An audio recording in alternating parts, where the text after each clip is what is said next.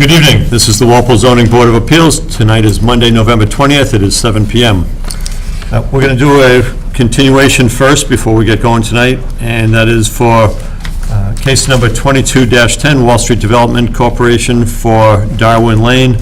And at the request of the applicant, they've requested this be continued until January 3rd, 2024, and a continuation of time until April 26th, 2024. Does somebody want to make that motion? So moved. Moved by Drew, second by Dave. Any further discussion on continuing Darwin Lane? No discussion, so therefore let's vote on this. All those in favor, please say aye. Aye. Opposed, abstained, so carried. Okay, next one, who do we have here tonight for Summer Street? Okay. Yep. How are you? Good. So, are there any neighbors that wanted to comment on this tonight? Okay. So, at this point, we've gone through this, we've had the hearings on the modification, and this is just the modification so that the plan that was originally approved is now being changed at the request of the applicant.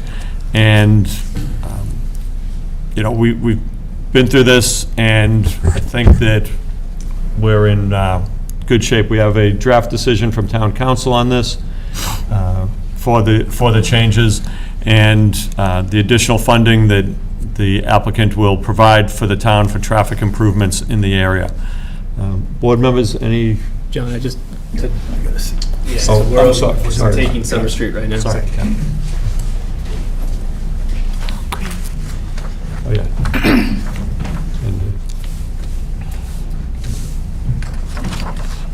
So, board members, any questions or comments on this? Judy? There was a letter from Joanne Mulligan from Precinct 5, which had quite a few bullet points. Did anyone take a look to see if these were in the decision, or could they be, some of them be added to the decision? So, I took a look at that, and really, the comments about additional funds, we've already addressed that to $125,000. I think this letter was asking for, was it $750,000 additional funds? The question about soil testing, that's all covered with state regulations on this. And there was something about money earmarked for the schools. Again, we've already been through this, and this is now a modification of the project, not a full hearing, so. Okay. Is it in the decision, though, that the dollars being dedicated just for the South Walpole area? Is it specific? It is. It's Okay. specific for traffic improvements in the area. Okay. And there was just a suggestion of 5 Walpole resident-only parking spaces in the development located near the hiking trail. Anything of that nature in the, I didn't see it in the, No, it's not, because that's not part of the okay. applicant, but we do have the applicant here, and I think we can ask. This has to do with parking, 5 parking spots at the trail location. Yeah, it doesn't seem really feasible to do because that section of the site is cut off because of the gated emergency access. You know, the emergency access runs the property, so we didn't see anywhere feasible to do that. The trails are already accessible from the river's side, and we're connecting and expanding them as you know, as part of this. So Right. it doesn't really seem like a working. Okay. Does that answer your question? Yep, I guess so. I'd like to see it look a little hotter maybe when you start doing some more site work, but get a couple of spaces in there. It's from your side of the river. Okay, thanks. Okay. Bob, anything on that? Nope, nothing further. Okay. Drew? No. Tim, you good? Okay. Okay. So at this point, does somebody want to make a motion to close case number 23-26 related to the previous 0320 application, and this is, again, just for the modification? Mr. Chairman, before we do that, in the decision, there's a number 9 and there's a number 11. Where's number 10? So that's actually just I think that's a formatting error, so the Okay. 11 and 12 shouldn't have numbers next to it. So, when you set up like bullet points or numbers Right, within Word. okay, so there's no number 10? Yeah, and there's no number 10, it's only 9 conditions. 11 and 9. 12 should just be reformatted over. Okay, I just wanted to check. Yeah, thank you. Good, I didn't catch that.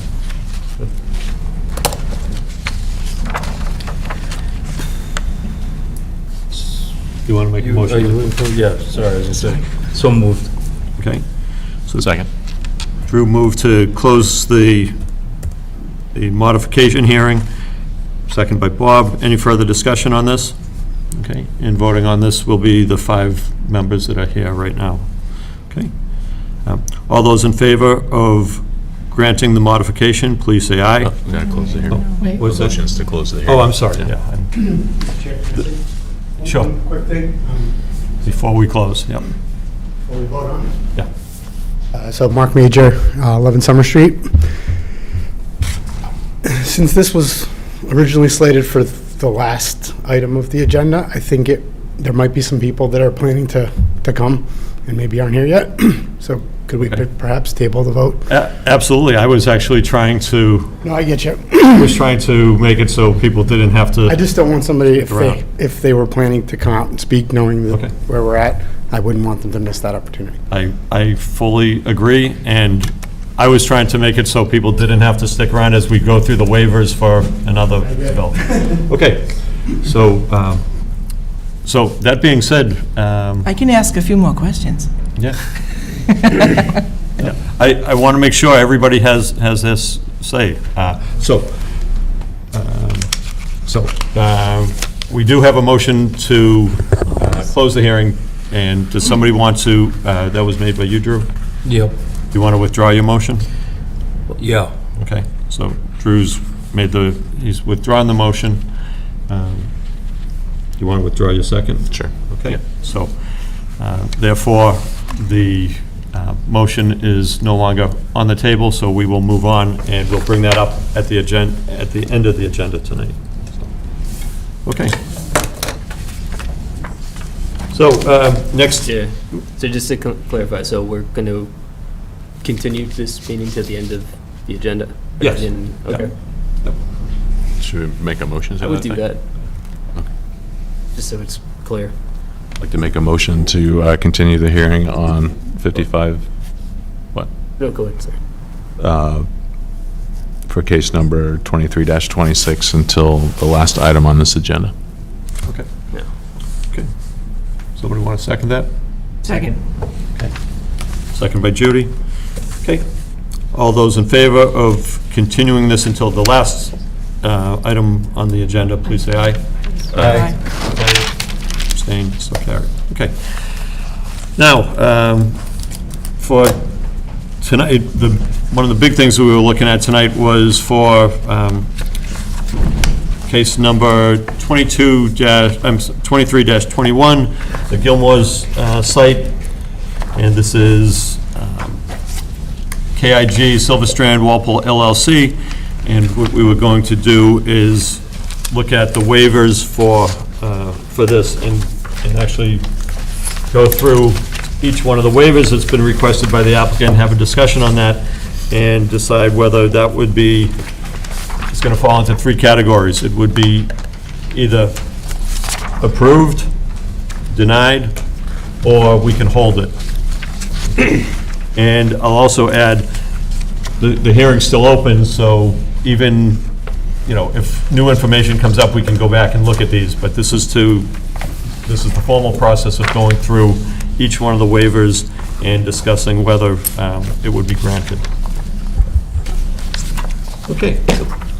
Does everybody have their waivers list with them? Mr. Chair, Yes. I would just recommend identifying who are the voting members of the board Okay. for this process. Are you able to vote on? No. There's a, should be a sheet right in front of you that says that, nope.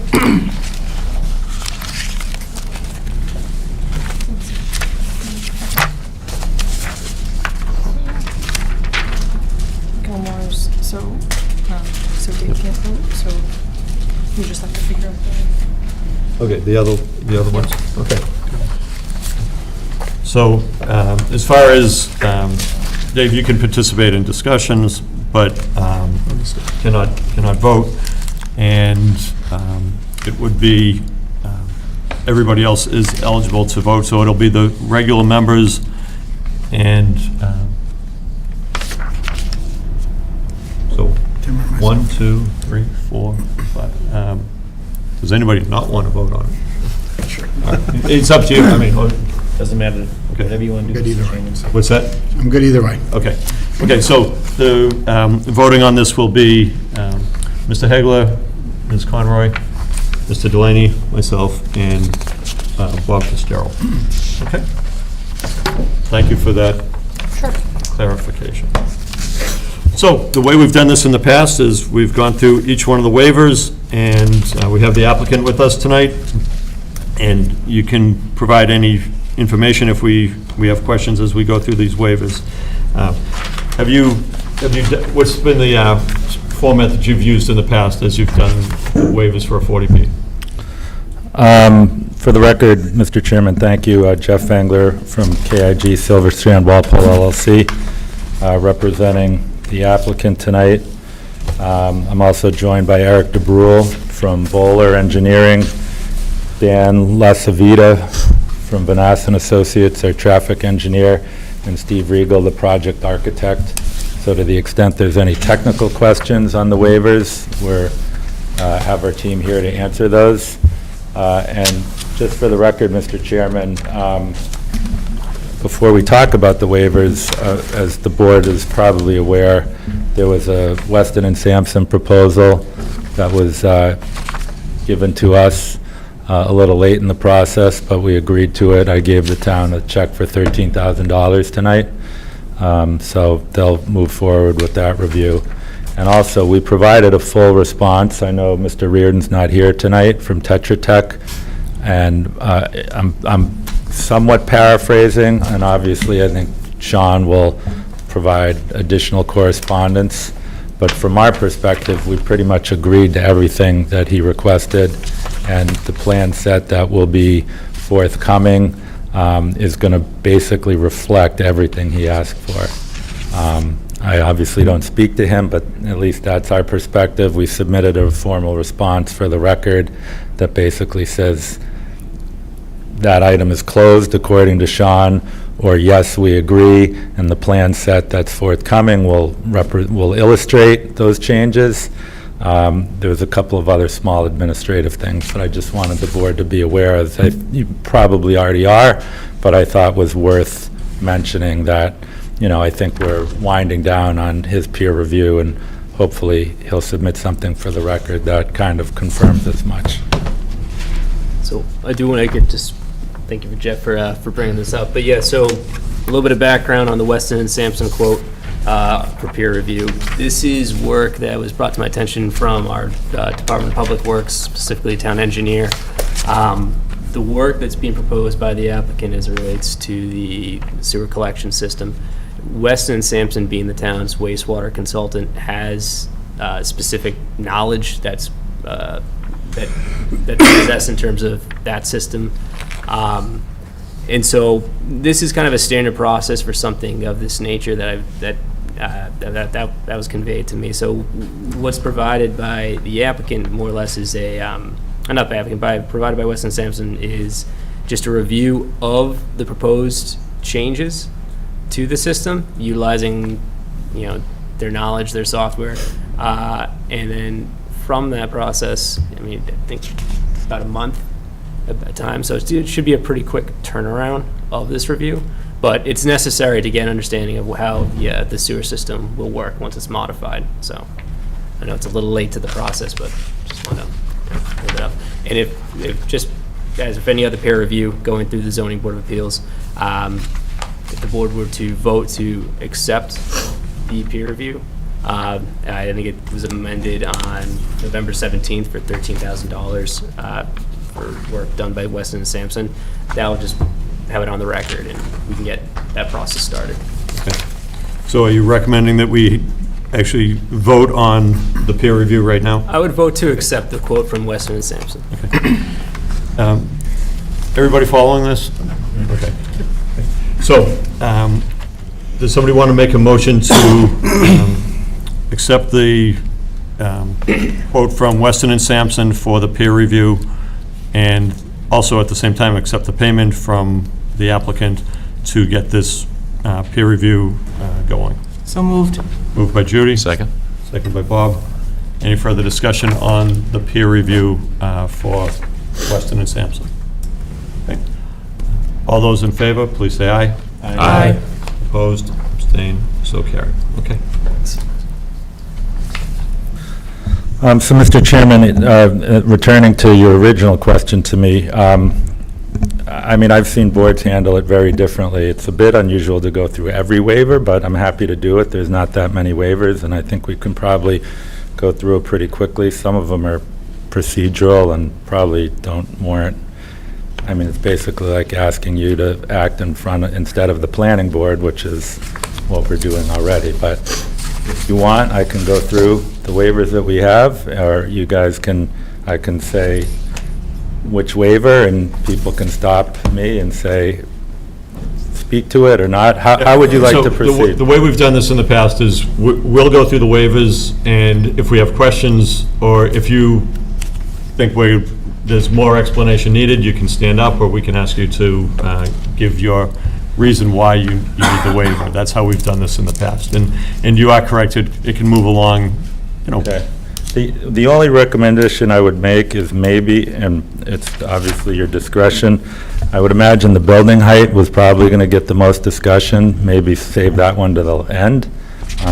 But I'll sit down, and to the extent that you guys have any questions about any of them, I'll hop back up, and our team will be prepared to explain technically why the waiver is necessary.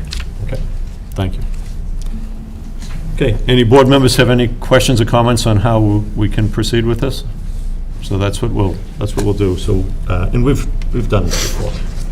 Okay, so the first waiver is for parking reduction in the special permit. So I'll just speak from my part. The applicant has shown that they have what they're claiming is sufficient parking in the area. We also heard from one of the abutters that said that they have concerns about not having enough parking. What I thought was interesting for this one is that the applicant is using unrestricted parking, and that seems to work in Walpole at other sites. So that's my take on that. Other board members? I don't have a problem with the waiver. I'm fine with the waiver. Okay.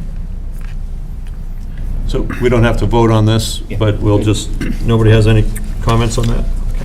Maybe one comment, which Yeah. is just maybe a slightly more involved contingency plan if parking gets to be a problem. Because I don't think we've seen anything about what happens if parking becomes an issue and what they plan to do about it, other than parking on town roads. So what you're talking about is a condition that would be put on there. What kind of condition would you envision? I think I would be okay with this condition if I heard a better plan about what was going to happen if parking became a problem, because we've heard from some of the other developments that it has become a problem, and they don't have a good plan. So is there other lots that are nearby that we could potentially lease or something like that? I just feel more comfortable, but other than that, I don't think they need to reword the condition. I Not gonna do it. So, I guess I would let the applicant speak to that. Yeah. I have two questions or comments. First, what defines a problem? And second of all, contingent conditions are not allowed under 40B, so we're not going to agree to, we're comfortable with the parking. If somebody said, I couldn't find, one person said, I can't find a spot, does that rise to a problem? We're comfortable. We've spent a lot of time in this application talking about parking.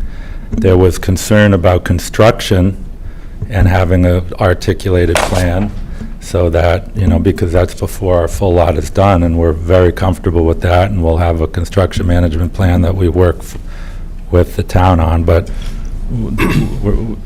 I just see a lot of issues respectfully, with an idea of a contingency Yeah, plan.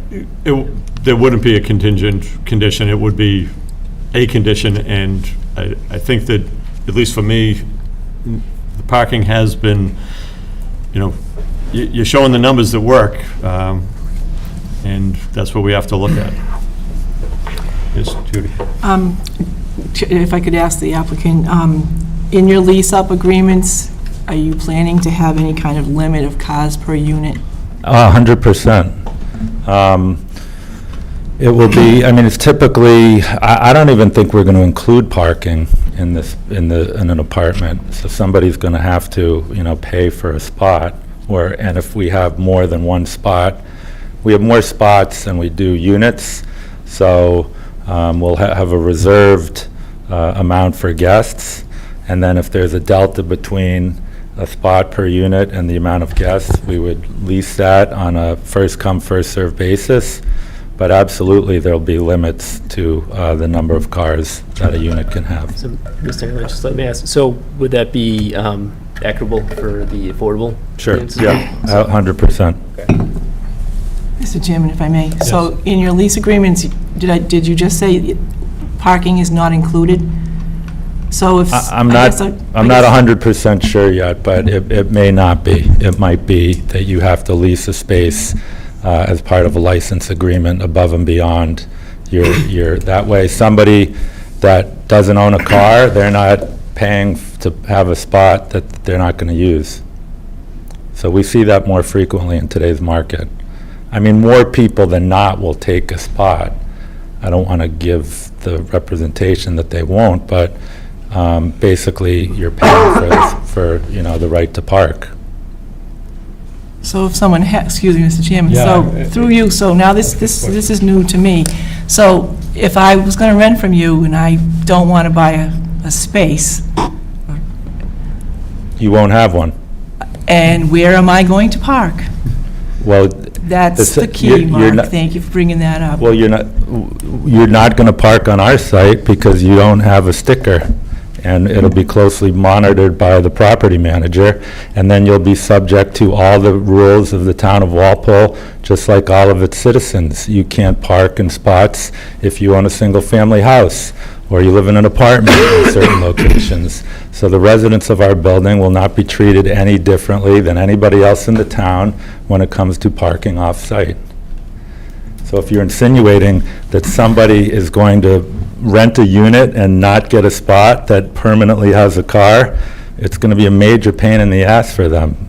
I don't know what Walpole's rules are in the winter, but where I live, you don't have overnight parking, and, there's all sorts of other restrictions. So how is that person going to feasibly park their car, on a street during those months? They're going to have the same issues that any of you would in your neighborhood. So that's just how it will work. The town has enforcement rights, just like it does on anybody else. This is a little different than what we had talked about at the public hearing, because we looked at Union West, which has, Yeah, it's still unassigned. Let me make it Unassigned. clear. If you choose to get a spot, it's still unassigned, so nothing we've talked about is different. In fact, I think the board would be happier with this approach, because we're not giving away spots to people that don't have a car. So, but if you rent a spot, it's still an unassigned spot. It's not, I have number 32, and only I can park in 32. So it's the best of both worlds for people that are concerned about parking supply. Good question. Yep. Sean. The license agreements that you mentioned, those will only be available to residents of the... Oh, 100%, yeah, Okay, you I just wanna can't. make This is clear. a private Right. development, you couldn't, Right. somebody that has a business couldn't come and rent the Right. space. I just want to make that clear. So has this been a method that you've employed at other locations? Yes and no. I mean, it's becoming more prevalent as people's dependency on automobiles slightly comes down. And truthfully, we haven't had a development this close to mass transit before. But I think you're seeing more and more developments that don't include a parking space. So could a copy of that plan be included in terms of pre-application, pre-construction documents? So as a condition? No. to Well, as a provide- condition, you could ask us to, I mean, what are you asking us for? So, obviously, you haven't figured out the exact details of the plan yet, but the town to get an idea of what the policy is going to be for the tenants. Could that be information that's provided prior to? Well, I don't know that we've definitively come up, that we've Yep. concluded with that. I can tell you, if the town wanted to condition that all parking is unassigned, Yeah. we would be comfortable with that. You know, if the town wants to condition, you know, that we'll have no more than X number of spaces, but I can't say for certain. And let me say something else, too. We would not start renting multiple spaces before we have the building leased up, because we can't have, like, all the parking spaces accounted for, and then somebody come in and say, I have a car, and we say, well, we have no spot. So it's a very kind of gradual process, and then that evolves, you know, once we're through lease up, as spots become available. But we feel very comfortable with I mean, as you guys know, we've spent a lot of time talking about this, and we're very comfortable with the parking supply that we've provided. I mean, one question for me, I guess, is what would be the town's recourse if parking became a real problem? Because people are parking all over the roads and, you know, and we're not just going to keep towing cars. It's like we'd like to have a plan in place for. That's what it becomes an enforcement issue. Right, And that's, which puts burden on the town, right. right? Where we're. I guess that makes sense. I think, but Mr. English saying it doesn't, if you're a tenant, it doesn't make sense to just be constantly moving your You car. can't single out tenants in our building any different than you can single out a homeowner or anybody else. You have the same enforcement rights. So if you have the right to tow cars, you have the right to ticket, you have the same right to do to our tenants or whomever as anybody else in the town, but you can't be more or less restrictive. That's just, you know, how 40B works. So there's no contingency plan, there's no what happens if you're permitting a project adequately conditioned that you feel comfortable with. So, If I'm a tenant and I have two cars and I want to park them, what are you telling me to do?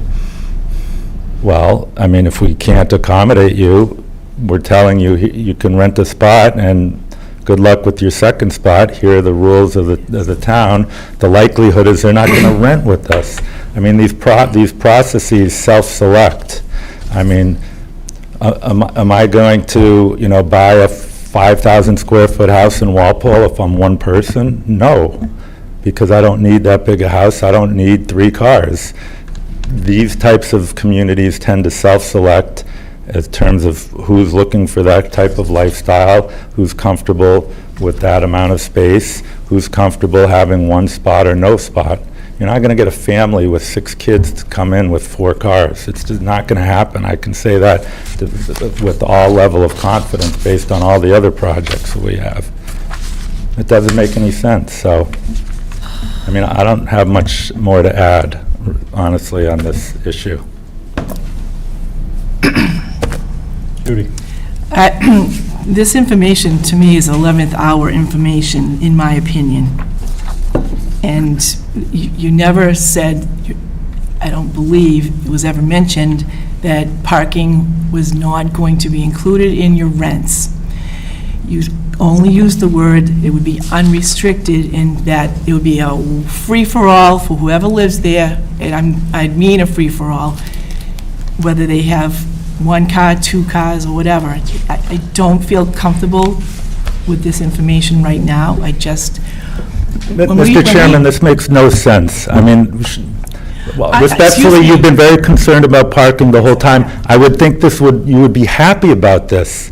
I mean, I'm losing my mind. This is something that the board should be happy about, that we're not including a spot with every unit. If you want to condition us, it says every unit in the building will have the opportunity to rent a spot, we're fine with that. But what we're not going to do is rent a spot to somebody that doesn't have a car. I would think you would like that.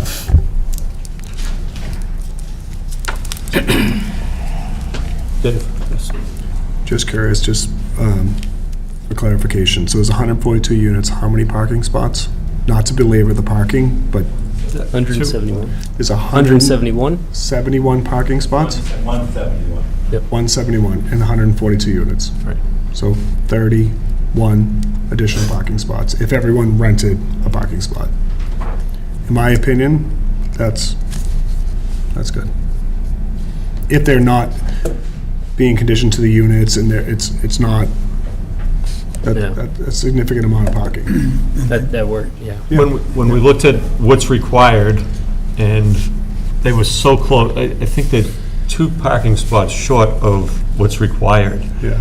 And that's, or it's, and when I say what's required, what was approved for the other developments in town. Yeah. As far as the ratio, so it's real close. You know, we've talked about parking, and I think Mr. Engler's point, they're gonna manage it by not, you know, if you don't need 2 spots, you don't Yeah. have 2 spots.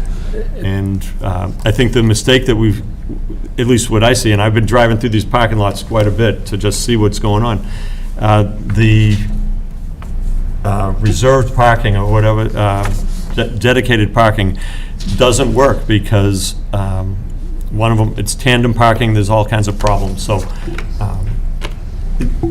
I use the term free-for-all, probably not the best term, but it seems like that works better, and that's what they have at Union West, and I was there today, and they had sufficient parking. They also have some flex parking and everything, so seems like that one's working. Anything else?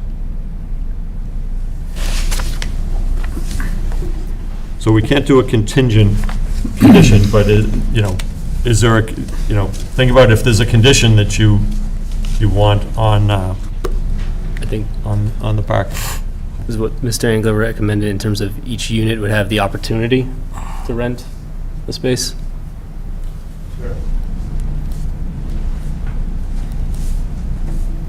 Okay.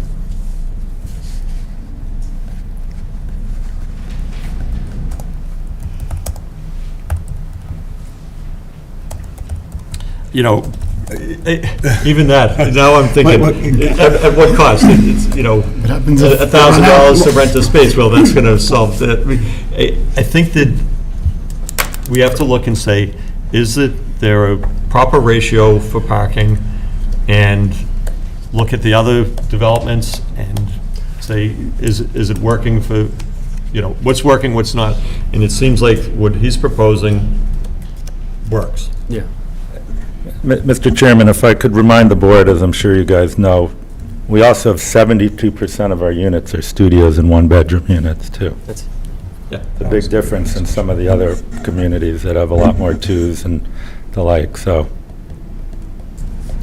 No, we've been through this. yeah. Yeah, well, just to echo that, I think the method of management is different than the developments where we've been having some problems with parking. I completely agree that we can't treat this project any differently than any other project by imposing more restrictive either parking requirements or some sort of a contingency plan in case a lot of folks end up parking on the street. And, you know, it's just not in the applicant's interests to have a lot of people fighting for parking spaces and then having to go park a half a mile from where they live, and, they'd be out of their lease in no time. So obviously, there's some uncertainty involved, but I think the amount of parking that's being provided, the way they've are planning to manage it with having unassigned parking, and given the unit mix, I think what's proposed is adequate. And Mr. Engler, from your plans, you didn't have any tandem parking on the outside, right? So, okay. Okay. Any other questions or comments about parking? Okay. Moving on to the second one, use table. And this is about square footage for lots, and clearly this is outside that because it's 142 units. But that's what this whole 40B application is all about. Does anybody have any issues with waiving that one?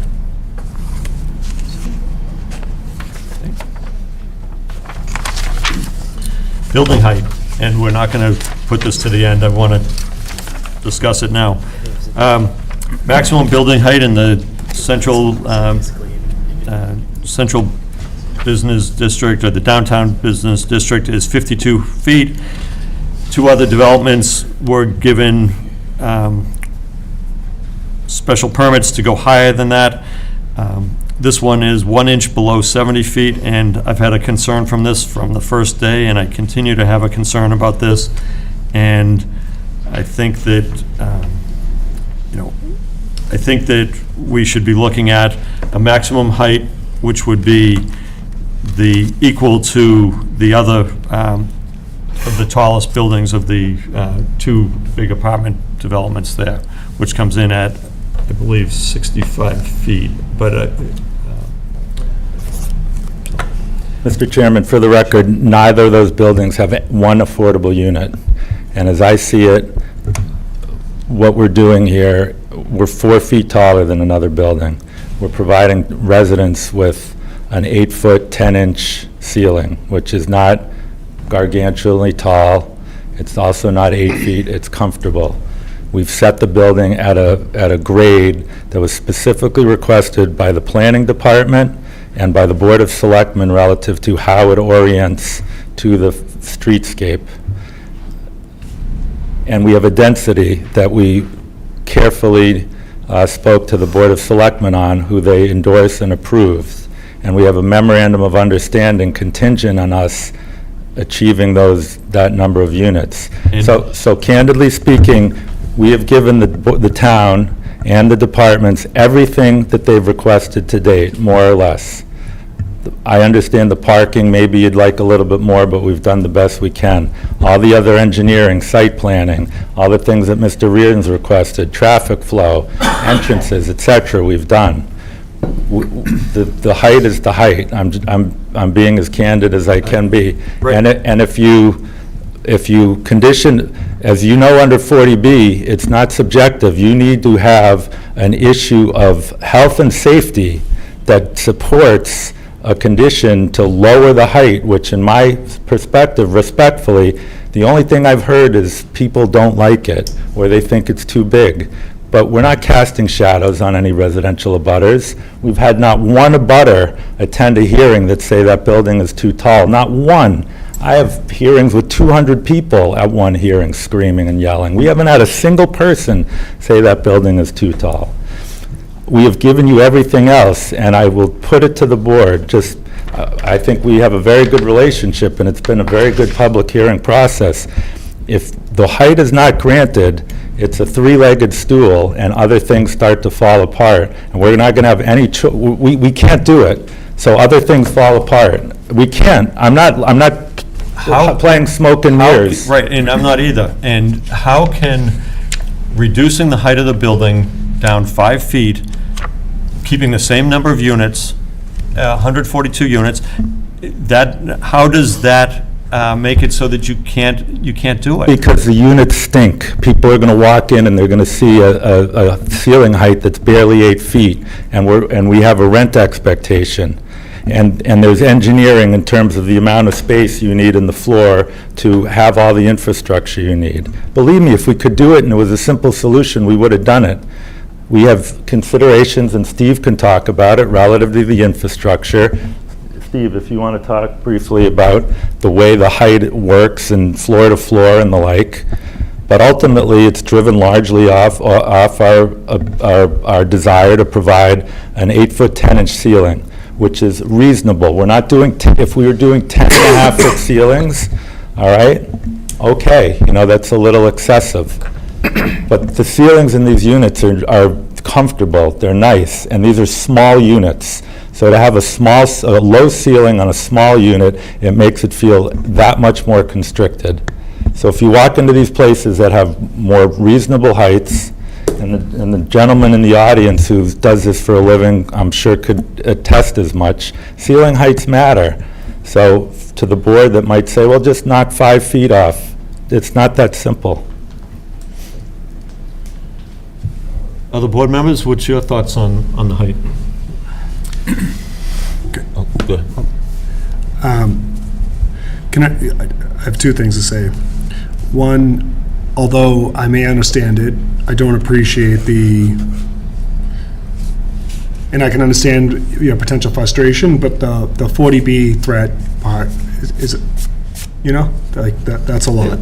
But I don't take it like that. yeah, just so you know. Yeah. Well, I get it. I understand the whole 40B process inside and out. What I think I heard you say, and maybe you didn't say, is economical reasons are the reason that you can't lower the building height. Whether it be construction that a man can speak to now, or whether it's whatever your pro forma or projected rent pro forma is on that building, but Correct. I mean, could we lower the building by 5 feet? Yes, we could. Could we achieve the rents that we need to achieve based on that lowered height? No, we could not, and I can say that pretty definitively. So, and I apologize, and thank you for your candor. I apologize. As you can tell, sometimes my enthusiasm gets the better of me. All I'm saying is, this is an important component to our project. We've worked very closely with the town. So to answer your question, yes, at the end of the day, it boils down to economics. My architect is here if you guys want to understand in a little bit more, without getting too technical, why the building is as high as it is, how the floor-to-floor works. He'd be happy to walk you through that. Does anybody want to hear from the architect on this? I just want to make a comment, and then I'd like to hear from the architect. I think it's all well and good that every department and every town board and even the Board of Selectmen have weighed in on this, so that everybody got almost everything they wanted. But did they realize that the more they wanted, the more you gave them, the bigger the building was going? And I just don't feel that they recognized that in the memorandum or when it was presented to boards. The fire department wanted a 360. Did they really understand going for a 360 access was going to squeeze the building upward? I'm not sure that that was ever thought of by everyone. And you say it can be done. I believe it can be done. We'll hear from the architect. Being in the rental business myself, I don't have tenants come in and ask me to measure my ceilings. I have studios. I have one-bedrooms. They're all in homes, so they're not the luxury apartments that you say people are looking for in this market that you're going to market. But to me, an 8'7" ceiling, 8'10", 8'1", 8 feet, how tall is this ceiling? I have no idea. It wouldn't be an apartment ceiling or a residential ceiling, but I don't really feel that people walk in and they're going to short you a couple of $100 a month because they're in an 8-foot, 2-inch ceiling. Thank you. Okay, Bob? I just, I think we need to be focused on sort of what the scope of our ability to condition height is under 40B, and then target questions for the architect on that basis. In my opinion, arbitrarily setting up a building height such that it's not higher than a nearby building is completely arbitrary. It's not grounded in the basis of 40B that we could impose a condition. And I think the applicant has provided evidence through the shadow study that all the shadows will be cast in the direction of the MBTA property and the rail line. And I've not heard of a single safety-related or other 40B acceptable concern about the building height, other than, and I'm very reluctant to get into, designing the interior of buildings as a zoning board. I'm not sure we even have the ability to do that. So, I don't know. For those reasons, I appreciate that the architect can talk to why the building is the height that it is, but I think, and what the select board knew or didn't know about what sort of trade-offs they were making is not really something we can base a 40B condition on, in my view. So I think we have to focus on, sort of what are the impacts associated with the height that's proposed. And those impacts, in my view, were addressed through the shadow study, and I didn't see anything that would prevent me from approving that waiver. So to follow up with the building height, I was digging through some maps and some past meetings that we had, and from a safety standpoint, I have yet to hear anything from the fire department that says that's height is going to be unsafe for the building. So I kind of eliminated that from my thought process. When I looked at the topography of the area, I mean, that area dips down about 10 feet in elevation from Main Street. So you have a lower area in the town where they're proposing to be obviously higher than the norm. But I also looked at, when was the bylaw last adjusted, and I think it was almost 23 years ago that they increased it from 40 to 52 feet. So I think that's a little outdated as well. Thinking about the shadow cast and everything like that, really the only building I see that would be affected from any potential maybe would be CVS. And I know when I'm getting kids' medicine and stuff like that, the last thing I care about is if there's a big building behind it or not. I get it that it would certainly set the tone for the height of buildings in the town of Walpole, but I think that the affordable housing units that they'll be bringing to us and helping us get through that threshold outweighs the obstruction that is 69 feet and 11 inches. So I'm in favor with the waiver. Anybody else? Do you want to, the architect, do you want to just introduce yourself and explain? Steve Riegel, Embark. Just to be brief, I think throughout the course of the project, we feel that the project has gotten significantly better. And as we're bringing affordable housing, or hopefully bringing affordable housing to the area, we're hoping to really provide a top-notch project. And when we first came to the town, we brought them a building that was, 5 stories and was jammed up against the street because that's what the underlying zoning was. But from the moment we engaged with the city and the municipal departments, we continued to make the project better. And so, as Judith so eloquently put it, as we made these decisions, the building pushed up.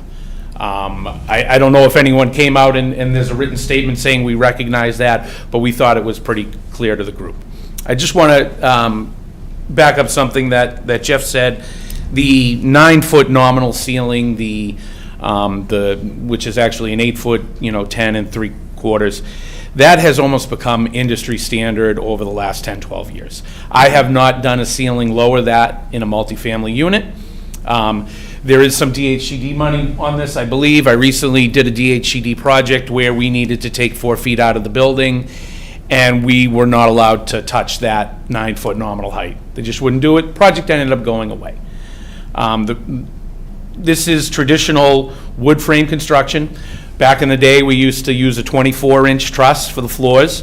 All right, now we've pushed it down to 18. That's about the limit of what we can do in order to get a 12-foot span and still have decent acoustical performances, leaving enough room for sprinklers, ducts, etc. I've done one project in my life where we did 14-inch trusses. It turned out to be a nightmare. There were drop soffits everywhere. It was a really, really poor product. So when Jeff comes and says, you know, we need to deliver a 9-foot ceiling, he's really telling the truth. When we need to deliver 10 by 12 bedrooms, 10 by 12 living rooms, that's what the market, the DHCD funding, that's what that all dictates. I understand that this is a tall building, but if there was anywhere in the town near local transit where there could be a substantial mass of affordable housing and people with limited impact, we believe it's here. And as the architect, I want to make sure that it's the best project and the most beautiful thing up until the people move in. So that's just what I say. So thank you.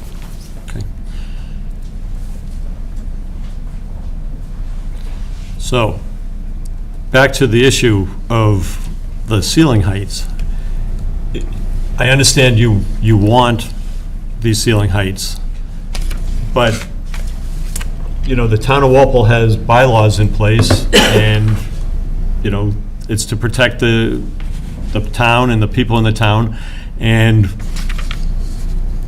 you know, just because you want something doesn't mean that it should be granted. And it goes back to, can this be built with, you know, a reduced height? It can be built with a reduced height. You might have concerns about marketing it, but what you're saying is that it can be built.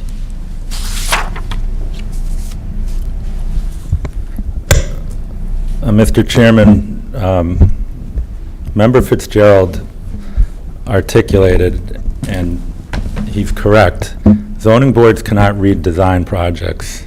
They have to vote on the project that's presented, and we are presenting a project that is the height as represented.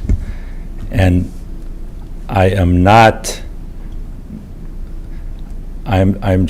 let me just simply say what will happen, having been through this many times, were the board to ask for a lower height. Excuse me. We're not asking for a lower height. What you're asking for is a higher height than is allowed. Understood. So we're not asking for... But you're not granting the waiver. Well, that's what, we haven't reached that point I yet. understand. I'm doing a quick hypothetical. Were you to not grant the waiver, we have recourse, and I don't think we would have any challenge whatsoever showing that it's economically detrimental to the project to have, Steve just said his firm and they're prodigious in the amount of projects they work on. They haven't done anything in 10 years with the lower ceiling. So we then show it's economically catastrophic, and it goes then to the town and says, okay, town, you've lowered the height, what is the issue of health and safety or site planning that you're achieving by doing this? Because the affordable housing outweighs things other than things that are of a health and safety. And what does the town say at that point? That we just felt like it was too tall? We wanted it to be the same height as the one across the street? I don't mean to be trite, but you get the point that I'm trying to make. The town would not be in a position to have a legitimate defensible argument that's weighted in a substantial detriment. We have made a lot of changes specific to the fire department's request. This is a very safe building, okay?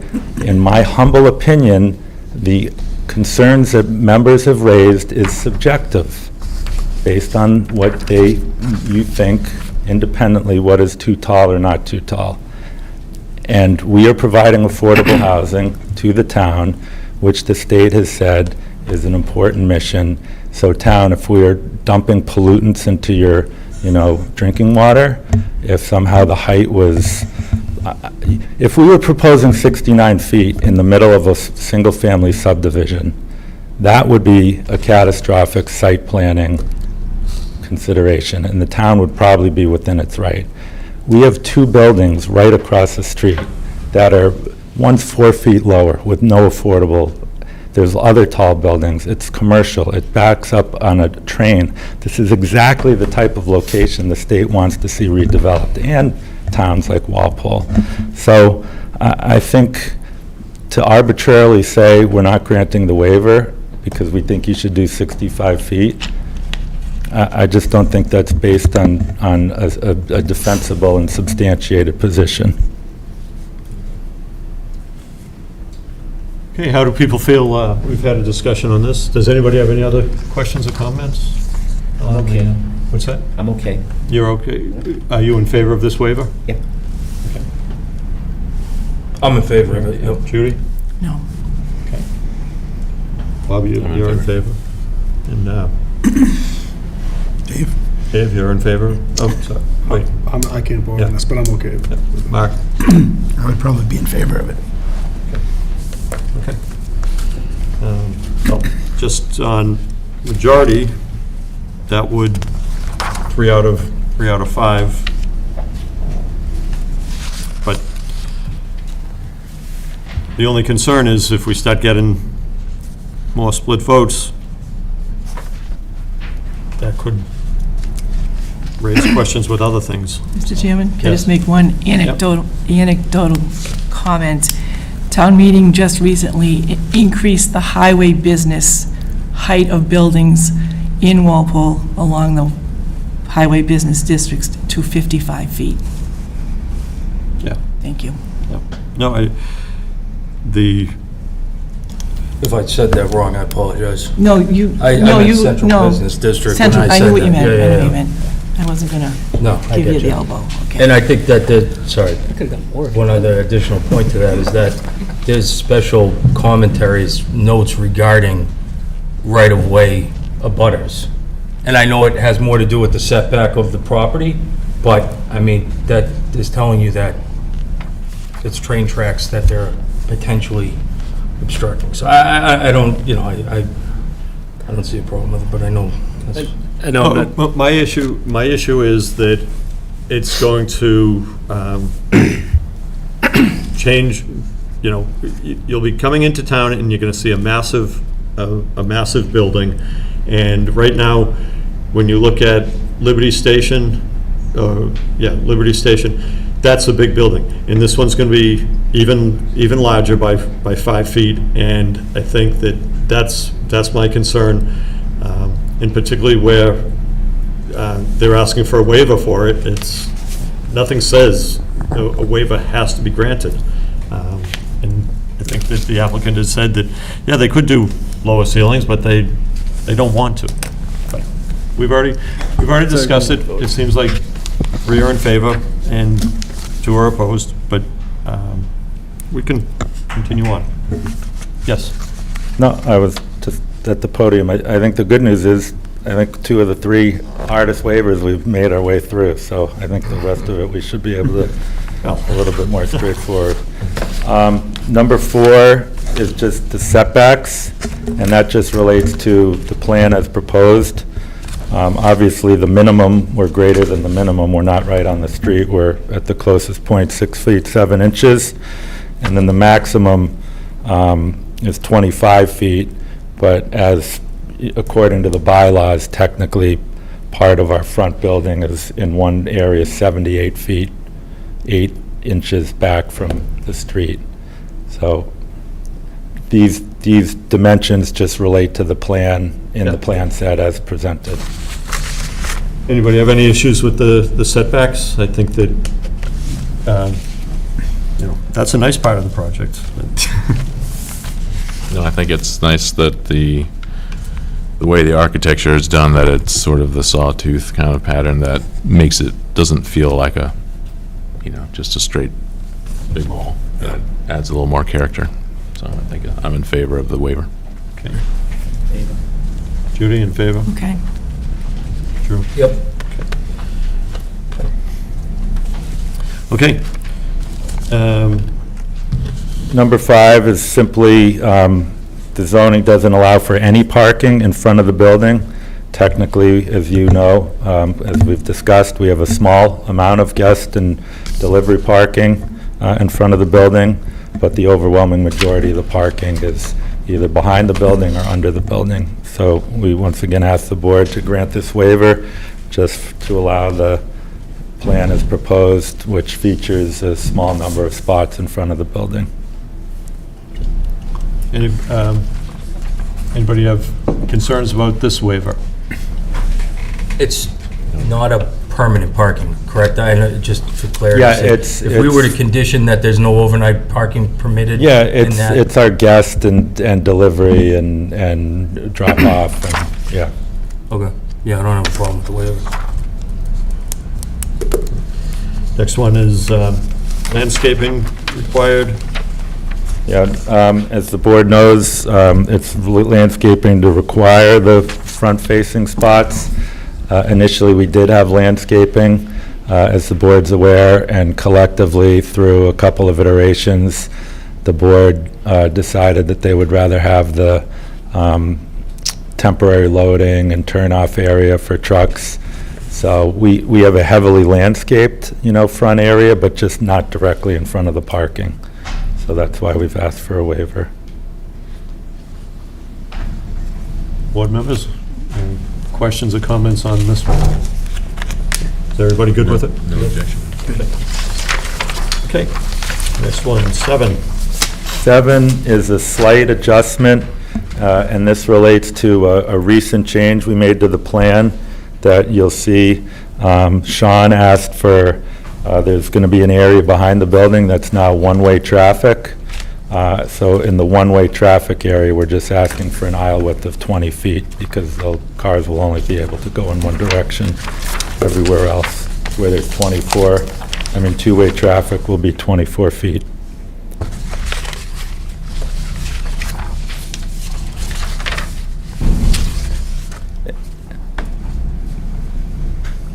And also, I'd be remiss, we are asking for a waiver slightly from the dimensional parking spaces in the zoning bylaw. Our spaces are 9 feet wide by 18 feet long, which is, pretty standard in the industry. And as the board, and you can fit any car in that size space, as the board would attest, as we talked about earlier, the number of parking spaces is important. So if we were to have to meet this 9 by 18 and a half by 26, would lose a fair amount of parking. So you're shrinking them up by a half a foot on the length and 2 feet. I think only I think it's just half a foot on the length. What's 26? Okay. And the drive aisle, yeah, it was a little confusing. The drive aisle was 26. We're at 24, and we've obviously vetted this very closely with the fire department, who I think they're not here, but I think would affirm that they're comfortable with it. I haven't got verbal confirmation on that, though. So- Well, we've never changed it. I mean, we've always been at that width, and they've never commented otherwise, so I would think it's okay. Yes. Can we just go over this one-way thing? Because I thought in the fire comments, they wanted two-way. So where is this one-way coming in off of East Street to the right of the building? I think we only have a cutoff piece here, I wasn't really sure. It was actually, I don't know if the board has Mr. Reardon's, it's in his sketch plan, right, Ed? In the back, the last page, I believe, in the Tetra Tech letter, there's a sketch plan, and it's just for an area. Both entrances are still two-way. There's an area in the back from the underground garage entrance to a stop sign that Mr. Reardon wanted one-way because he thought that the turning movement out of the garage, you want to? Oh, all right. Yeah. Effectively, Someone was trying to turn the entirety of the site is two-way all the way around, and Sean's asking for one-way So is it all in this the way? direction. I'm sorry. Just one way in this short area, and that would be to allow the visibility for someone exiting the garage. You wouldn't have to look back. You'd only have traffic coming at you, so that it's just a sight line distance, but effectively, you've got But if you have one way at one point, that means that the, no, it doesn't, no, it doesn't, I get So they- I get you. it's a left turn only. Yeah. It's not a one-way, it's a left turn only out of the coming out of the garage. garage would just be. A left turn only. You could go either way coming out of the garage. It would just stop folks from driving this way so that as you're looking behind, you don't have to look over your shoulder. So the people pulling out of the parking spaces aren't gonna go that way? I don't wanna throw a wrench in it, because I get what you're saying. May- but it doesn't- Listen, Get we the sign. did it to comply with if the board doesn't like it, we're fine going back to the way it was. We just did it to comply with your peer review consultant. We were fine with it the way it was, but, and he's not here, so I don't want to speak for him. Is anyone pulling out of these spots? They're not looking at that side. Excuse me. Stop it. May I see that? Right, okay. It's- So they have to, I- they have to go look. Yeah. Thank you.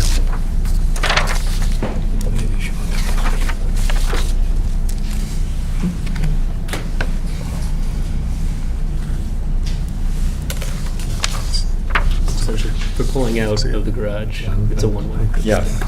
The rest of the site remains two-way. The rest of the site, the majority of the site is still two-way, but there's a stretch in the rear of the site that the peer review consultant recommended be one-way. We would, frankly, we would prefer it the way it was. We made the change to comply, but as he's not here to explain his rationale, I don't know if the board wants to act or wants to wait. I mean, I won't speak for Sean, but I think it was made in intention of a safety recommendation. I would just say, after, just looking at it, it looks fine to me. Just a point of clarification, so on the plan, right, so the 20 feet here, is that inclusive of this drive lane when you come out and take a right, or is it 20 feet and then a drive lane? It'd be a 20-foot aisle, and then he's adding a 4-foot walk. So that stretch would be 20 feet, which is pretty typical for one-way. You can have this back if you want. Now that you've drawn a little. Oh, no, do you want it back? Sorry, I didn't draw all over it, just a little bit. Okay. I did quick math. But, sorry if I'm not catching this. So previously, the fire department had wanted So there's two-way all still the a way two-way around. all the way around the site. It's only for the exit from the Well, garage. no, that's not That's- exactly accurate. It's two-way Here. in and out of both points of egress. It's two-way for most of the site, but in one direction, or it would only be one way for a certain stretch. Is the only reason you're asking for this waiver because of Sean's comment? No, we're asking for the parking dimension, which is irrespective of that. But then we changed the plan. We narrowed the one-way down to 20, because we're also accommodating something else he wanted in the site plan. So the waiver was in here originally, but Right. it's evolved slightly based on his requests. I don't know if that makes sense. No, but- it does. Like he wanted it to be. So, I'm just making a note here, clarification from Sean, but I think as far as how do board members feel about the reduced parking Stall. stall? Well, yeah, are people okay, or do you have concerns about that? I think it's okay. We'll trade that for more Okay. parking. Given the, well, just given the wanting the two-way drive aisles and the reduction that came from that, 6 inches on a spot, 18 feet, So, 18 feet. so we're good on that. I think we just want to, I just want to hear from Sean why he feels that this one area of one-way is that much better. I understand safety-wise, there's some concerns, but I also see people not obeying it, to be honest, just because they're not going to, everything else is two-way except for one section. So, And I may be able to help with that Yeah, understanding, okay. if you wouldn't mind, Mr. Chair. For the record, Daniel LaCivita, traffic engineer with Vanessa and Associates. I will speak to that second. One thing that I did kind of want to talk to relating to the waiver and for the reduction in parking spaces. Generally, our recommendation, and you'll find this in the traffic study we prepared for the project, is a 23-foot aisle length behind perpendicular parking. And then two 18.5-foot aisle lengths would put that, we call it the module, to 60 feet. I believe that math comes out to be. This is that same module length. We're just requesting half a foot removed from each parking space and then adding it to the aisle length. So it's the same module length. It just kind of changes about where the distance is relating to the parking space. The other part of it is kind of what Sean was looking for with the one-way is this is a proposed wall along here because the garage is going to go down. So this is the proposed wall, and his concern was as vehicles come out and are attempting to leave, they wouldn't be able to see until the nose of the vehicle was well into the travelway. Vehicles approaching from this direction. So it was a safety concern to eliminate vehicles coming this way, so they just have to worry about vehicles coming in and pulling in there. So that was kind of the reasoning behind it. It was the safety concern for motorists exiting the garage to see vehicles coming to the north.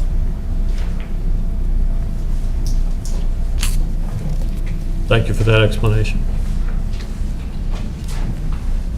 Thoughts?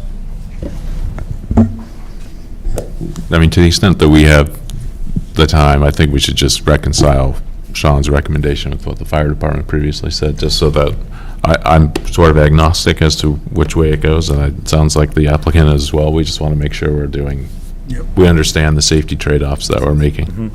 So, Okay. And let's just make sure the fire department says, no, this is, unacceptable. So, okay. Okay, so we'll get clarification from Sean and make sure fire department's still on that. So we're actually gonna hold that.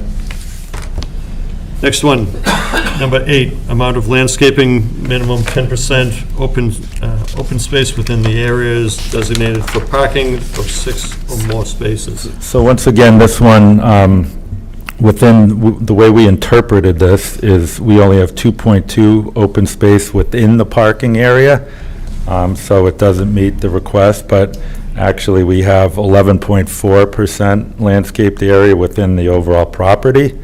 But we wanted to be safe and make sure that we're basically asking the board to just approve the plan as presented with the percentages as shown. Yeah, I think we're good with the plan, but again, what we're seeing is there's not a lot of open space, but at least I'm good with the plan. And I also think that your landscape designer did a good job trying to change up those trees and make it a little better there. Anybody else have concerns on that one? Nope. All set. Okay, next one, buffers. This one, we're not even sure applies. We put it in. I actually looked at, I don't think you actually need this. No? No. Okay. All right. If it's the town's interpretation that it doesn't apply. we Okay, can take it up. Patrick, why don't they need this one? So it's a residential development within a commercial district. So if you were putting in a commercial development or mixed-use development and you were either abutting a residential use or abutting a residential district, then it'd be applicable. This isn't the same situation. Okay.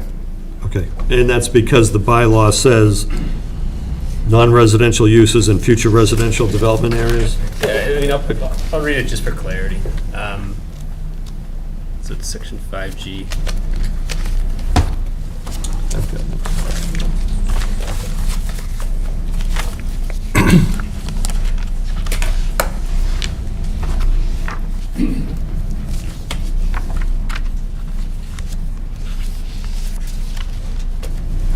So for all non-residential uses on any lot or in any zoning district. What page you on? Sorry, 38. Okay. For all non-residential uses on any lot in any zoning district, a minimum buffer zone shall be provided, but need not be in addition to the applicable minimum yard setback as specified in section 5G between such non-residential uses in any and all residential uses or residential zoning district boundary line. For all non-residential uses located immediately abutting to or within a residential zone, the owner of the non-residential use shall provide a buffer zone on the property line between these two uses. I think just for the chip fact, it's a residential project.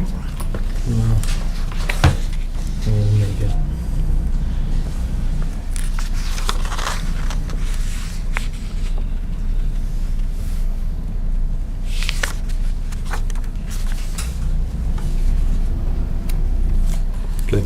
Anybody else have any questions or comments on that? So we'll do it. Are we going to resubmit, or are you, I mean, we'll strike it from ours and resubmit. So usually how we do it in terms of the decision itself, it's basically an attachment to the decision. It will include board's, I guess, stance on it. Oh, okay, Instead of so we'll leave it. situation, we just Okay. put not Yeah. applicable. Not applicable. Yeah, but that's usually what we've said in the past, non-applicable doesn't apply. Okay. But either way, people are okay with this? Yeah. Yeah. Probably Hopefully not applicable. Number 10, it relates to landscaping of internal rows of parking. We don't comply in one area to the rear of the site where we have a row of 52 spaces, which goes along the, the MBTA tracks.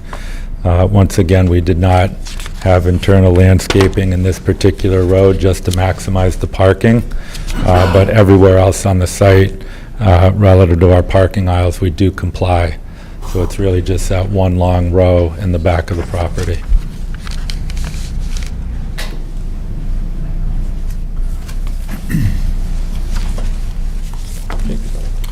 Anybody have any questions or concerns about this one? No.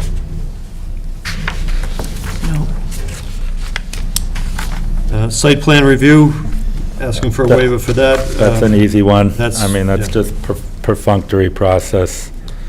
We're obviously filed under a comp permit, so we're asking the board to act in place of the planning board, excuse me. Okay. All right, moving on to waivers from stormwater management. Profiles of the drain trunk lines.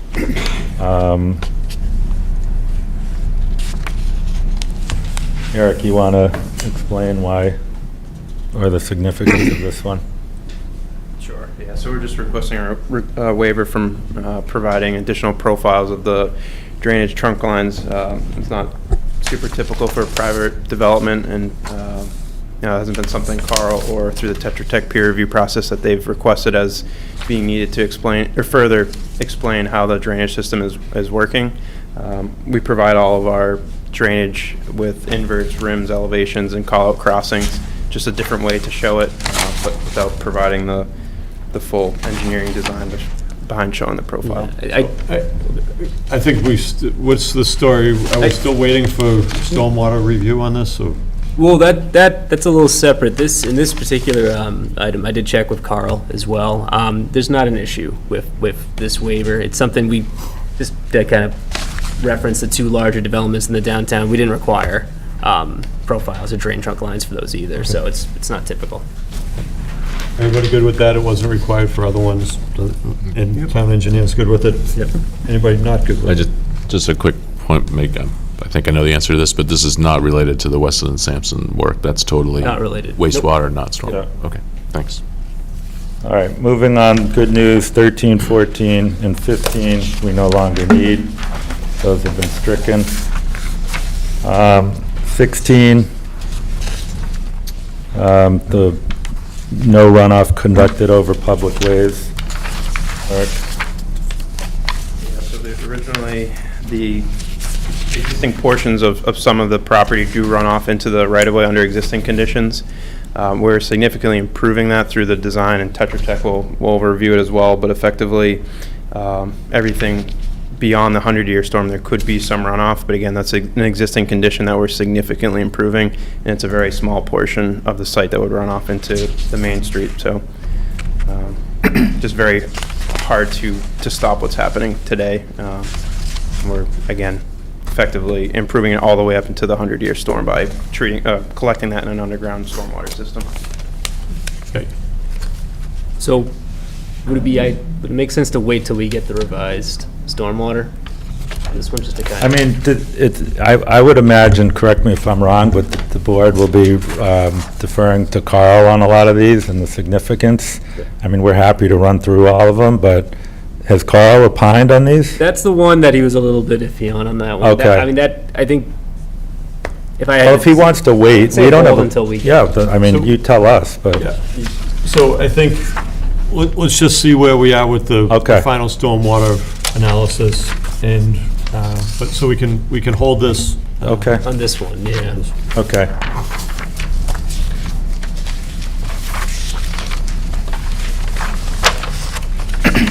All right, we'll just say, let's put it on hold. All right, the next one. Avoid disturbance within buffer zones and floodplains.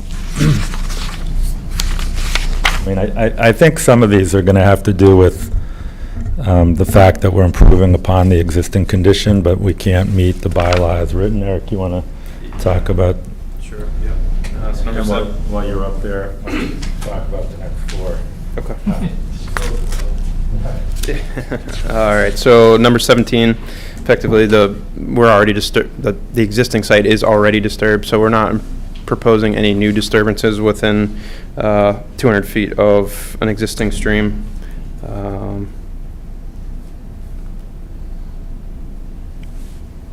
Yeah. Just keep running through them. No, that's, does anybody have any questions or comments? The area, as we know, is, if it's not paved, it's roofed over there. I think this will, you know,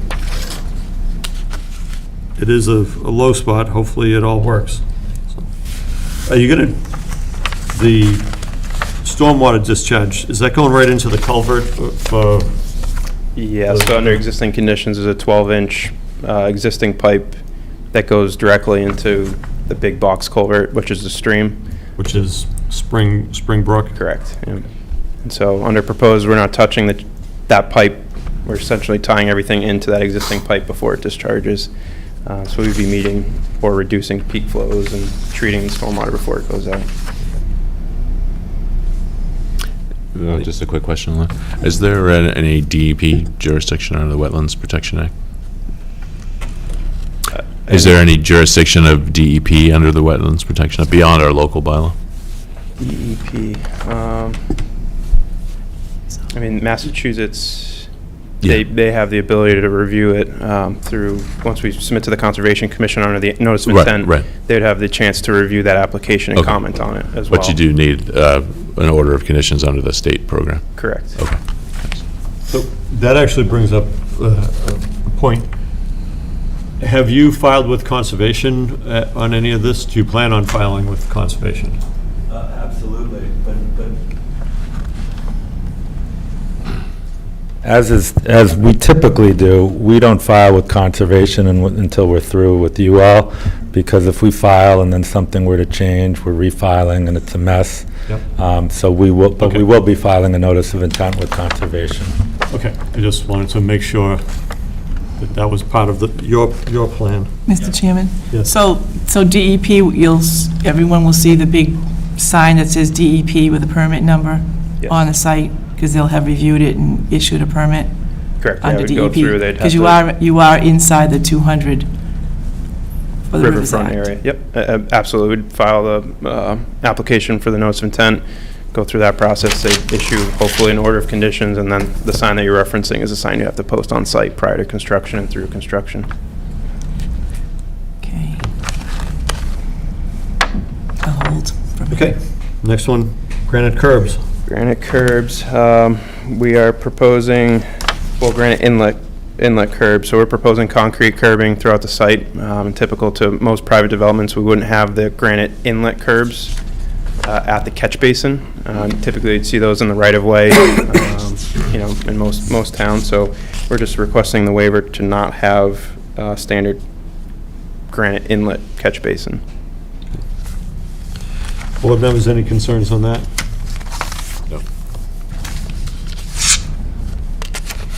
So what is behind the curb inlets? Nothing?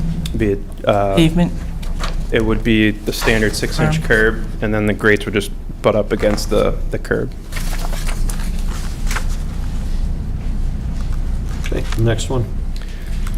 Number 19, portion of the building will be located within 4 feet of seasonal high groundwater. Based on the geotechnical data we have, groundwater varies throughout the site. We do have the garage beneath, so we would be within 4 feet. And this goes to number 20 as well. We'd be within 2 feet as well, based on the information that we have. So, are you concerned about, flooding in the basement of in the garage, or what's? It would need to be engineered, but it's certainly something that needs to be designed and. That'll be my forte. So there's two things that you look at when you have a project like this. You're either allowing the water in and allowing it to flow out, or you're keeping the water out. Once you keep the water out, there's lots of different things to consider. Do you use a sub-slab pressure relief system? Do you use the weight of the building? So there's lots of things that we talk about. There are passive, active systems for blocking openings, etc.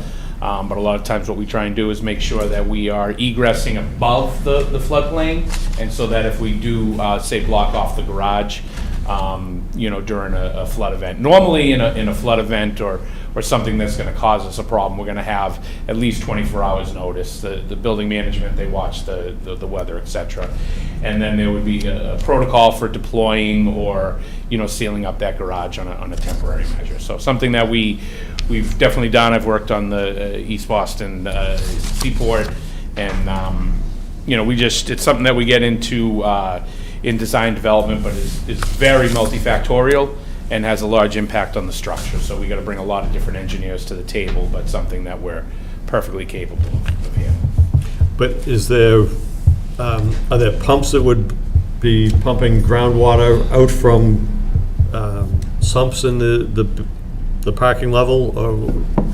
I don't know that we're there yet. That's one thing that can be, sort of discussed. It's like, pumping out of a pool. Yeah. But that, all of that water is gonna be within those original calculations. So the fact that it's found its way into our building, it's still part of the system calcs, et cetera.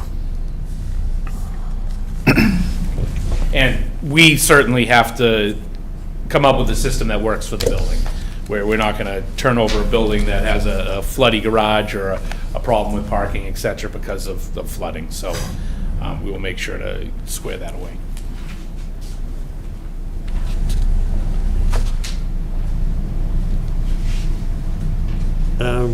Thoughts on that, these two waivers, about the seasonal high water, high groundwater? Mr. Chairman? Yes. Would it be out of order to condition that there's a plan in place to handle such 24-hour notice floods? Like shoring up the garage so water doesn't get into it and, dumping it back out onto East Street? You don't have a plan yet, so it's kind of hard to... Yeah, and And this isn't something Weston and Sampson's looking at? no, that's Okay, so that- totally separate. Totally separate. So I think what this comes down to is that normally you wouldn't want to be building in an area like this. They're building affordable housing in this area.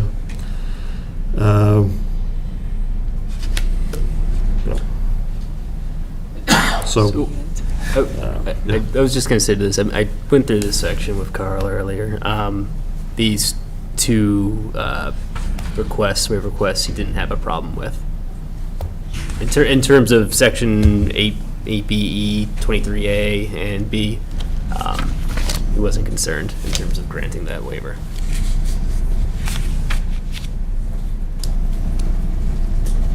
anybody, okay, town engineer's not concerned about it. I think it's, I'll let them, Do we have something from Kyle?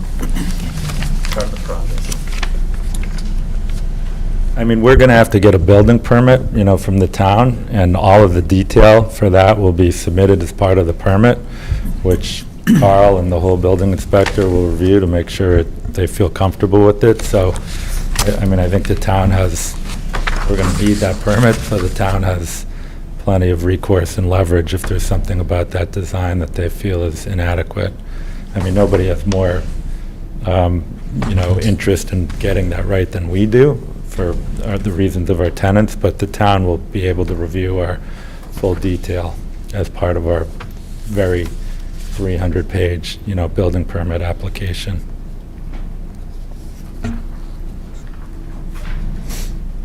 I think that they're going to have to put provisions in place to manage it, but from a waiver standpoint, I don't believe that it has any, they're asking to encroach upon a space that has groundwater, and that's on them to manage that. If they don't do that, they're putting at risk their investment here, and I do agree that where it's potential to affect the parking level, and that's been a pretty significant point of conversation, and it was mentioned by someone on the applicant's team to block off the parking. It would certainly feel a lot better to have a better plan than that in place and come to the board and say, this is what we're gonna do. Like you said, there's a couple different ways you could do it, I get that, but it would. Sure, maybe I shouldn't have been so cavalier with the answer. So, what we're talking about here is a one, maybe 2 times a year event, maybe. And we're gonna be getting some advance notice about it, and it's gonna put management on notice. So what we traditionally see is it's a series of flood planks that are deployed. So what they would do is about 24 hours before the storm, they probably would look to bring the garage down to maybe 1 entry, okay? So we would have it set up that way. And then they would have maintenance on staff. Usually when you're gonna have a 100-year event, you know about it, you have your full maintenance on staff for the full time. So they would be there watching the water level, et cetera. People would be coming in and out of the garage, but at some point they would potentially deploy the system until the water's subsided. Now, I don't think we're talking about permanent flooding. I think we're talking about a couple-hour event where you wouldn't have access to that garage, but that's something that would have to be managed. But, once, twice a year, maybe, based on the event, but something that we definitely have to make sure that management is going to be okay with monitoring. And in the seaport, these sort of things happen all the time. They found a way to get around it. I'm sure residents aren't happy, but once again, it's only once or twice a year in that very large event.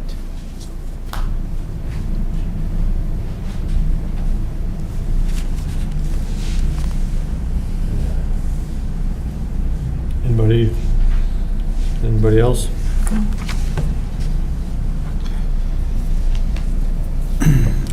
I feel like Are people in favor of this waiver?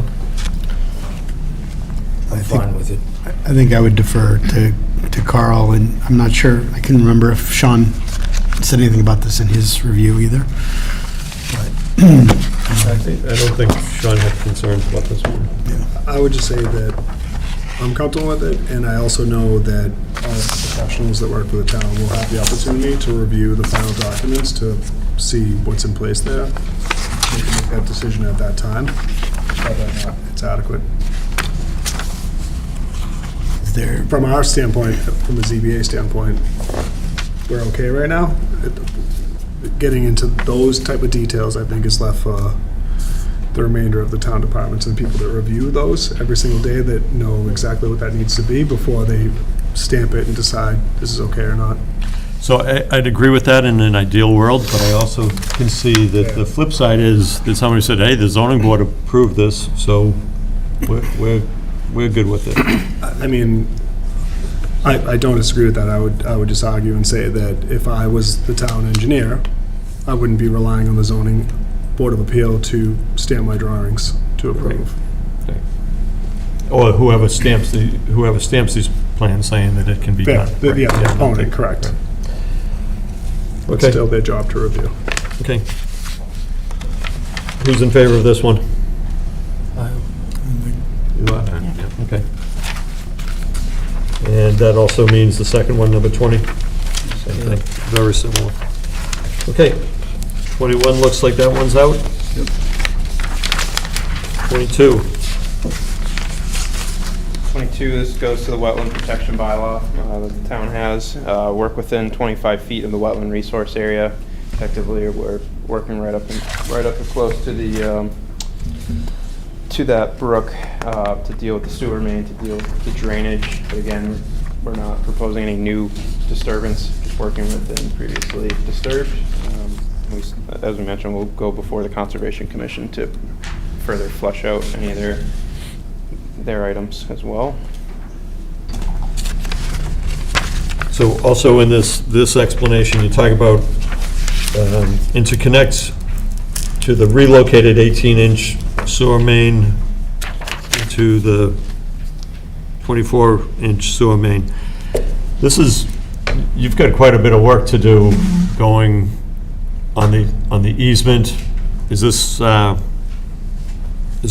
dealing with the easement here?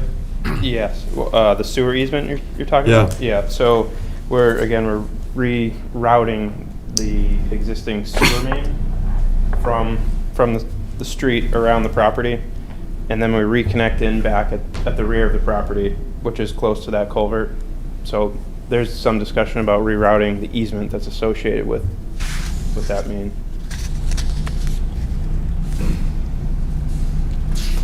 Again, all that work would take place within the existing disturbed areas. Yeah, meaning the whole site. The whole But, site. I just want to make sure that anything that we're saying that we're okay with is not going to be used later saying, you know, when you're at town meeting asking to move a right-of-way, saying, you know, oh, the zoning board endorsed this. No, what we did was we granted the waiver. We didn't say that we were, in favor of it. I mean, essentially, they're proposing working within that 25-foot resource area, although the work that they're proposing still, I guess, is partly connected to that Weston and Sampson review, kind of.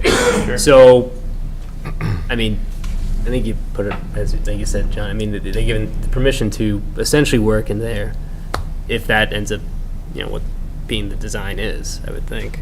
Yeah. And what's being currently proposed. But that's all we're granting a waiver for. It has nothing to do with changing the easement. We're not saying. No, Yeah, no. Right, because we don't have that authority. No, and that's, no. Board members, thoughts on this? I just had a question, John.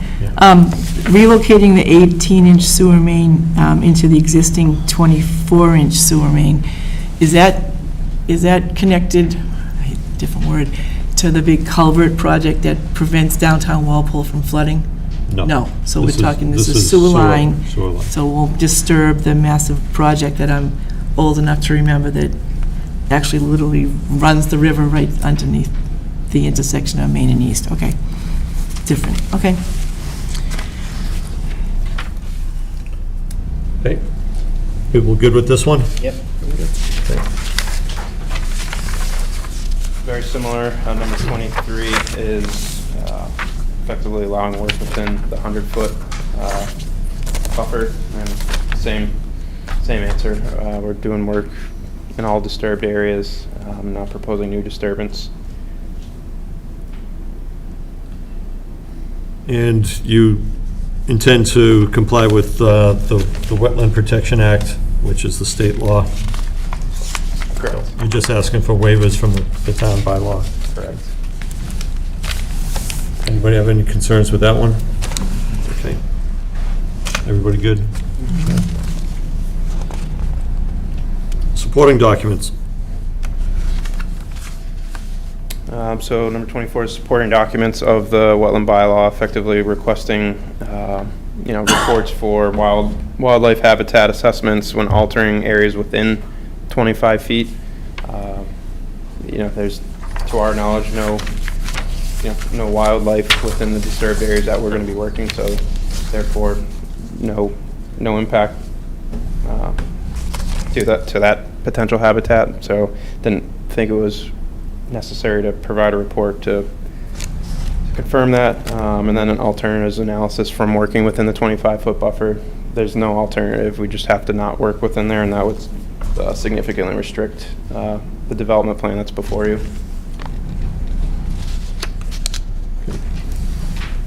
This is a developed site. We're not talking pristine natural land. Everybody good with that? Okay. Next one, 25.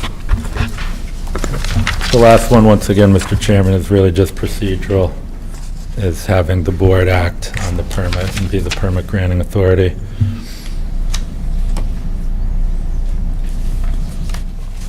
Also, I don't think this personally, based on my experience, applies. I think we could take this out because this isn't a subdivision, so we don't think we're subject to the rules and regulations governing a subdivision of land, but I defer to Patrick. We put it in, but I don't think we need it, but. Yeah. I would generally agree with that. The one thing that I know this was late in terms of comments, but we did get comments from the town engineer today. It's, again, not totally really related to subdivision rules and regulations, but he mentioned possibly needing a surety for work within the public way. I don't know if that's... Yeah, that's a different issue, and I don't think we would have an issue with providing a surety for working, but that's... It's not related. I don't think it's related to this. Patrick, I think that could be a condition. Yep. That's put in, and there's a back and forth discussion about what the amount of the bond would be and all that, so. But I'm just trying to think, on other 40Bs, has this, Only Burns Ave, because that was a... because that is 40B a subdivision. A so 40B subdivision. Yeah. I could... So, Are I'm you- actually, I think, You're not creating any new lots, right? No. It's a single lot. Yeah, so, they're actually combining lots. right, but they're not They're not creating. subdividing, yeah. I'm just trying to think how this, if it plays out, by granting this, are we granting anything that would be normally covered under subdivision regulations?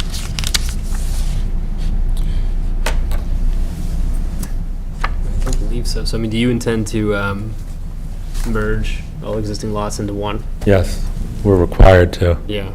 So, okay. What do you It will think? be, Not it'll be a single lot. I mean, in my not experience, applicable? we include it because we have seen a board, but most of the time, boards are like, this doesn't apply. I mean, listen, I'm not a lawyer, I only play one on TV, but you might ask. Well, you're on TV right now. Yeah, exactly. So you might ask Counselor Pucci, but we would ask the board to grant it, or we're totally comfortable with just striking it. Yeah, I actually think it works to the town's advantage just to say, we'll strike it, saying that it's not applicable. That way, we're not granting something that we don't know that we're granting. Okay, So then we need to apply. so, on the waivers, back to the first one, it seems like we talked about parking, but I think overall, board members were in favor of that, not everybody. And we said, was there a condition, conditions were going to be that each unit has the opportunity to rent out a parking spot. I don't know whether that's, Going to cause more problems. it might, because, you know, At some point, they'll be full, think- right? well, it might be full, or they could say, well, it's $1,000 to rent out a parking spot. So, I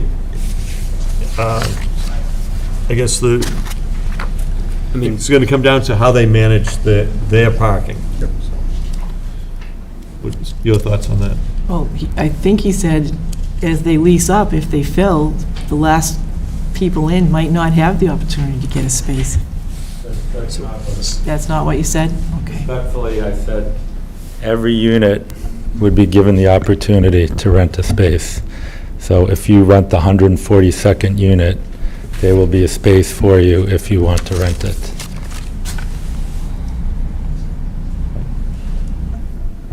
I think I have that noted as a condition. I mean, yeah, and I think, I think the important condition is that all parking will be unassigned.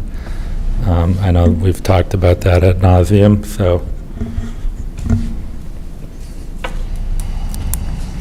Okay. Then the other one that I think there was some board disagreement on has to do with the maximum height of the building. And, you know, I hear what you're saying. I don't, I still got a problem with it, me personally, but it seems like other board members don't, the waivers don't have to be unanimous, because really it's going to come down to what the decision is. And is that something that's big enough to, you know, raise a concern to not vote for a project? We'd have to see. So, but as of right now, we've gone through the waivers, and we're holding set number 7. And To do with the runoff. we're going to get more information on 16. Yep. Anybody have anything different on that? Okay.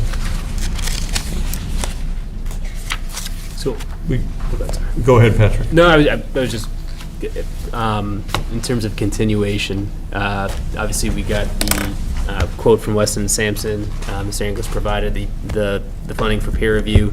That needs to take place. If the board's looking in terms of continuation dates, I think we're thinking of 2024.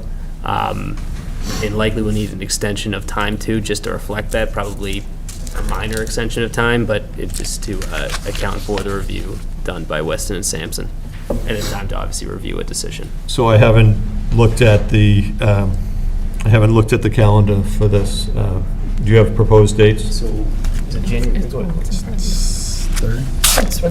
January 3rd is the first projected meeting date in 2024. In terms of extension of time, I think we just probably need to, well, we hope that the Weston Sampson work is finished by that point. I tried to talk to Carl in terms of what his estimation was in terms of how quickly that could begin. A month is kind of a good, guess. Obviously, we're getting into the holiday season, so hopefully work is completed by January 3rd. There's also the revised plan that Mr. Inglis mentioned, which John and town staff will need to look at as well. So I think January 3rd would probably be possible. Does that, January 3rd, does that work for you? Yeah, so my thinking is as follows. We owe Sean and the board, obviously, the full revised plan set, which my team is telling me they think will be ready by early December. That should incorporate all of the things from Sean's letter. I would expect or hope that Sean will then re-review the plans, and hopefully the outstanding issues go from however many there are now, not a lot, to 1 or 2, if any. So I would hope by early January, the Weston and Sampson stuff notwithstanding, we should be able to close out peer review with Tetra Tech. I mean, Weston and Sampson, if they're ready by January 3rd, we won't have had an opportunity probably to see what they did, so we'll probably need a hearing after that. I would suggest, and we've worked in good faith with the board, we'll give an extension relative to making this happen, and then hopefully, I don't know how the board works. This is my first time working with you all. I don't know if Mr. Pucci would be directed to, start working on a draft decision or, okay, so, I mean, so that's a long-winded way, as I typically am, of saying January 3rd would work, or January 10th, or So- whatever. Our schedule usually goes as the first Monday of the month, or First the... Wednesday, third Sorry, Monday. thank you. First Wednesday of the month, or the third Monday, thank you, Lauren. In this case, Martin Luther King, wait, is it? Yep, Martin Yep, Luther King Day is the on 3rd. Is on the 15th, so the 22nd would be the board's backup date. So January 22nd could be the other option in terms of a January meeting date. Just that provides time, obviously, for... The 3rd is a Monday? The 3rd is a Wednesday. The 1st is a, I mean, you guys are going to be meeting, right? I mean, I'm not pulling you back in for us, right? So, I mean, if you're meeting, we would prefer the 3rd if that Okay. works for the town. So can we continue this into the 3rd and an extension of time until March 31st, 2024? Oh, wow, I didn't know you were going to be coming at me with,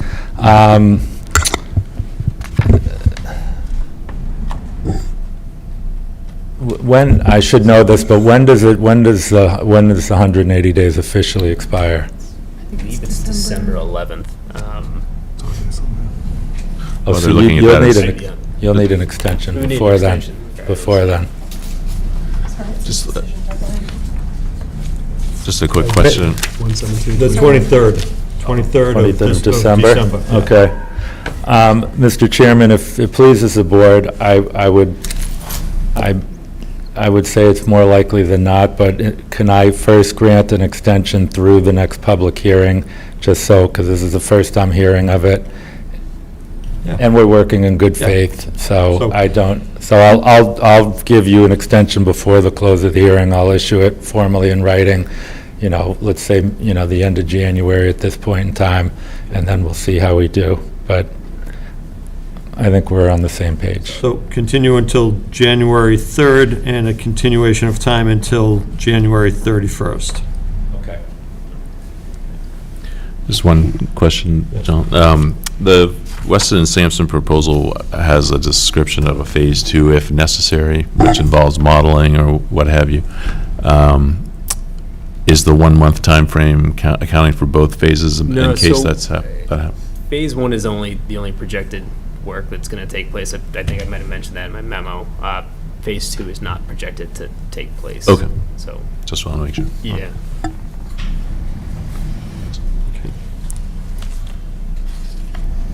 Okay. Good. So, we all good with the waivers for now? Yes. So, does somebody want to make a motion to continue this case until January 3rd and an extension of time until January 31st, 2024? Oh, do you want to say something? I just have one technical question. Eric asked me, we're preparing the final plans. What should we do about the one-way? Because we're submitting that. So we want to make sure that that's shown on the plan. Can we get is there any way you can get a quick read from the fire department or talk to Sean? Yeah, I mean, Patrick, why don't you, I'm talking to Sean tomorrow. first off, are there any board members that feel really strongly one way or another on the one-way? What's that? No pun intended, okay, one way or another. Yeah. Okay. Lighten up, okay, like. One way or two ways? Freudian slip. I'm actually doing a site walk with Sean tomorrow over at Darwin, so I can ask him then. Okay, but back to, Well, I think you said you had sort of a verbal, I don't like verbal commitments. I'd like to see whoever's reviewing this at the fire department. Oh, no, yeah, Down. for fire, yeah, I'm just saying in general, I'm talking to Sean Randon tomorrow, so I can get an answer from Get his him. take on it. Yeah. so I think that's a good point. Find out if fire department's okay with it, Yep. and if Sean's really firm on that, you know, and then get back to them and say, this is what's being recommended by the peer review and the fire department, unless they're in conflict. I can ask that Chief Barry and see if I can get that in writing as well. Okay, Does that great. answer your question? Yeah, it does. I mean, obviously, as I said, we're comfortable with either direction, but it's kind of, there's other things in the plan that are contingent on that, and we want to get Sean the plans as soon as possible, so that answer is appreciated. And I think what you're hearing from the board, does anybody, back to my question, does anybody have a strong feeling either way on that? Okay. I defer to the peer review and the fire department. Okay, back to where we were. Somebody want to make a motion to continue this case until January 3rd and an extension of time until January 31st, 2024? So moved. Moved by Judy. Second? Second by Bob. Any further discussion on that? Okay. All those in favor, please say aye. Aye. Opposed, abstained, so carried. Okay. Thank you. Happy Thanksgiving to all. Yep. Happy Thanksgiving to you. Okay. Okay. Next, we're going back to, so I think you're going to step down. I think we have to Mark and do, Dave are going to recuse John, themselves. John, I think we have to do Fox Hill. We continued it to the end of the agenda, Okay. so we have to do Fox Hill. Okay, you're right. So, this is case number 2330, 1 Fox Hill Drive, special permit under 5B14DD, table use of the Walpole zoning bylaws to allow an auto body repair at the site. Good evening. Do we have the, there's no notice, no legal notice? Should be the first.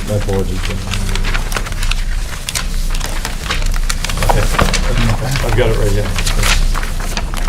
Notice is hereby given that the zoning board of appeals, town of Walpole, will hold a public hearing in the select board meeting room of the town hall on Monday, November 20th, 2023 at 7 PM on an application from Edelson Sakara. Did I say that right? Yeah, Okay. you're good. Case number 23-28 with respect to property located at 1 Fox Hill Drive, Walpole, Mass, within the Highway Business Zoning District. Application is for a special permit under 5B14DD, table of use of the Walpole zoning bylaws to allow an auto body repair at the site. So, good evening. Do you want to explain Hi. what you're proposing? Yeah, so exactly what I need Just to introduce do. yourself for the board. I'm sorry. It's Edilson Siqueira, my name. Apologize for my English, it's not too good, but I hope you guys understood. Understand you're fine. And I'm sorry if I understood anything you guys says. Definitely we like to have a body shop in that property over there. It's a family body shop, we're not planning to growing a body shop, it be a big body shop, is not the plan. And we need to do over there, it's open one garage door on the side, because they don't have access to the building, cars, because they have a two loading dock door over there only. And I'm not expect we need the, looks like this water separate in there, because on the shop I have right now, we've come from Canton, the property, it's mine over there, and we have a 3 drains. I just put a cap cover over there because I don't want to dust and dirty go in there, so we not use the drain, because it's not a repair shop, we not use oil or stuff like this, it's only a body shop. So they do have the drain, but we not use it for no reason to use it. And I'm not expecting we need that, and we're gonna need it for this one. I just want to confirm, we need a separate, water separate over there in that case, for the body shop being there, or just permit to get the door and access the cars inside. So, we don't have any plan showing any of what you're describing, so what we need is, Can I just show it like no, quickly? it We needs need to the be, plan. it needs to be filed with the Yes. office with. Right. Typically, Patrick. part of the application process, we need a plot plan as well as architectural Okay. renderings. Yeah, we just contacted the architect today, this afternoon, And, okay, so I just want to see you as the next meeting, so continue for the Okay, next so meeting. you'd like to continue this, and I think Yes. that makes sense. And I suggest you work with Patrick and Lauren Mhm. to get, the site With the site plan, plans, because we're going to have to see, when you describe a door on the side. Right. That doesn't mean anything to us. I get it. We need to see it in the plan. no So problem. December 6th would be the December 6th earliest is the meeting first we could one? have that, if you're able to get that by then. Yep, Okay. What else do we have on the agenda for December Just the 6th? Ponset Village. Okay, that's the only other one. Yep. Okay, so, 3 weeks. so it's, you don't have any other information for us? Please get it all to Patrick will. and Lauren, and we can continue this until December 6th at 7 o'clock here at Town Hall. Does somebody want to make a motion to that effect? So moved. Okay. Any, second by Dave. Any discussion on this, Judy? Just had a question. How did it even get on the agenda without a complete package? Without anything? Just throw it So, out there? It was signed off, and I think it was something that, we probably should have had this. Save him the time, save us the time. Now we're going to wait. Yeah, I think we did try to communicate with the applicant in terms of getting that additional information. Okay. Yeah, it shouldn't, I think it shouldn't have been moved along to this point Right. without a Okay. full application. Okay. So, we have a motion to continue until December 6th? December 6th? 6. At 7 PM here at Town Hall. And it's been moved, seconded. Any further discussion on that? Okay. All those in favor, please say aye. Aye. Opposed, abstained, so carried. Okay, we'll see you on December 6th. Thank you very Once much. Get all your information, please. Yes. Thank you. Okay. And Bob, you were correct. We said the last item. So, this is going back to case number 23-26 relative to the previous decision for case number 0320 for 55 SS LLC, 40B permit in South Walpole. And this is a modification. Okay. So, we had discussed it, and we put it to the end of the night because thought some other people maybe wanted to comment on it. So, does somebody want to comment on this?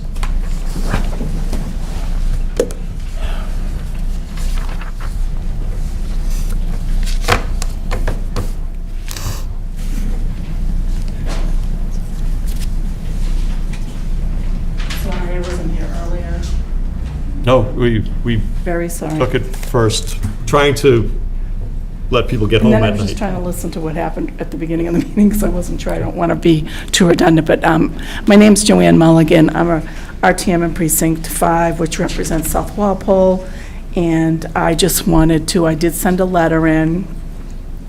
I wanted to just clarify that I've spoken to many of the neighbors, and I kind of feel it's my obligation as an RTM to bring forth to this board what they really would like to see to make this project be a little bit more palatable. So I think that... Excuse me, can you just speak into the microphone? Oh, sure, over here. You can move it. Judy, you're there? You can move it. So, kind of going back to the beginning, and I know you guys have heard this from me and numerous other people, but on the character of the neighborhood, we're getting a lot of new units, and we're getting potentially close to 1,000 new people. It's definitely going to change the character of South Walpole forever. So, I understand totally this project could be good for the state, for 40B, for apartment creation, but it's really not good for South Walpole. We know what's happening. So the residents just had they were like, can you present a couple things that we think would, just help with losing all the ownership property? It definitely changes the project. So came up with some pretty, simple, I know we probably should have come a lot earlier with these, but one of the conditions is that, and I thought this was in the earlier part of the decision, I'm not sure, but I know we've talked about it, but soil and water testing while the foundation is being built. We would like to see that. And it should be done by a third-party independent person. Would love to see the money increased. I know we've gone 500 to 625, but up to 750, and be designated specifically to South Walpole, just so it goes there, just to that area, and B, for infrastructure remediation. And then they'd love to see, people are really worried about the rail crossing. And with the complex being right there, I just feel like any of the traffic and rail studies really didn't include, it didn't seem like it really covered a lot with safety, and what we're already seeing with, it seems like more and more traffic. I get that, but that's, we're going to get more traffic, but is it going to double, is it going to whatever? But right there is just a danger to a lot of people. It's just amazing what we see every day with that train. And I know the train has nothing to do with you guys, it's, Gillette, it's the MBTA. But those are basically the three things that they'd really like to see. I'm going under the assumption they're going to, have nice plantings, and it's going to look nice from Summer Street and different things like that. That was mentioned in my letter. But I just was wondering if, tonight, whoever's here, I missed who was here from Fairfield or Omni, if they could respond to these requests. Okay, so everything should come through the board, so. Through you. I'll ask the representative from Fairfield. Ms. Mulligan talked about soil and water testing at the site. Do you want to just come up and address these? Question on soil and water testing at the site. Is that something that you plan on doing, or is part of the requirements for this project? We'll be doing soil testing as part of the construction as a normal course of work. There was environmental tests done up front that were discussed at early hearings as part of our due diligence, but there's no reason to do any more other than it's required to make sure the construction is done to appropriate standards. Okay. So when you mentioned environmental testing done, was that a 21E that was done for the property? Correct, as part of our due diligence, yeah. Is that public information that you can give out, or, I'm sure it was part of the record for the original 40B. I wasn't part of that, as you right. know, so. Do you know? Offhand, I'll have to double check, but it would make sense to be submitted to us as well, so. Okay. I never saw a complete, Yeah. environmental assessment. I know there was discussion. Does anybody, Bob, do you remember? I don't have the yeah, big application in front of us. Yeah, I don't have that with me. I think there was discussion about environmental conditions and whether or not, there was any basis to conduct additional testing, and I think we got a lot of comment on that, but I think, I thought the net result of that was that there was no need for Phase 2 soil and groundwater testing for purposes of environmental purposes, understanding that you'll do some for geotechnical or whatever. Okay. Okay. The next, so any soil and water testing has already been done. Now, we asked for additional funds for the infrastructure improvement in South Walpole from 500,000 up to, and then an additional 125,000 because of cost increase. what's your thought on going up to 750,000? I thought the board's acceptance of our offer was, I think that's all that we can offer at this time for this change. I'll also say that at least from the board's point of view, we looked at how much construction costs have gone up over the past 2 years or so since this application was first approved. And, you know, it was about 20%, and so that's how, at least I came up with the number of 100,000, and it actually went up higher than that. So, any other comments or questions for board members on that one? Okay. And rail crossing, is there anything additional you plan on doing with the rail crossing? You know, we had offered originally that $125,000 to be dedicated towards study and improvements of that crossing. From what I've heard anecdotally, I think 2 of those arms could be extended and it would meet the criteria for a quiet zone, which I know there's some interest in. We're still interested in that as the project gets built and operated. It benefits us and the neighborhood, so we'd be happy to talk about that. You know, our offers haven't been reciprocated to date, so I'm open to further conversations as we continue construction on that point. Okay. So, and you don't have any control over the rail, any of that? You don't have control, you know?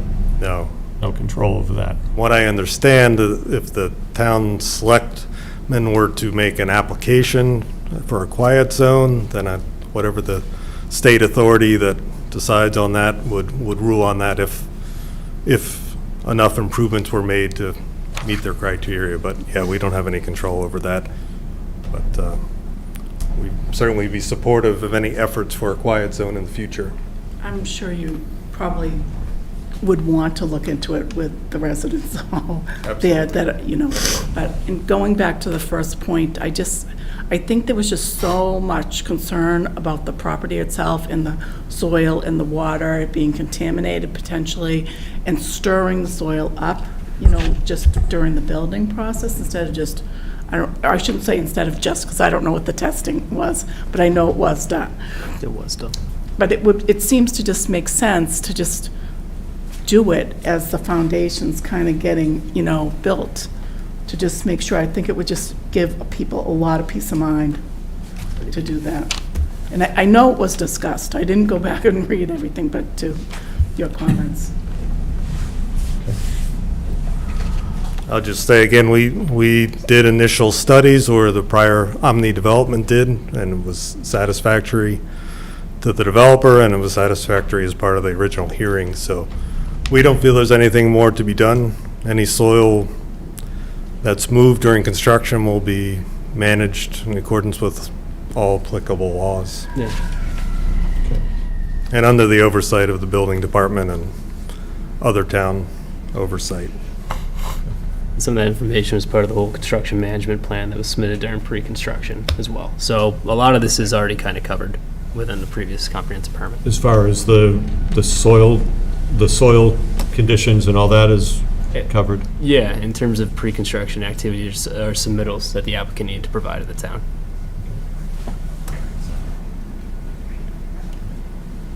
Does that answer your questions, Yes, Ms. Mulligan? thank you. Thank you all. Anybody else have any questions or comments on this?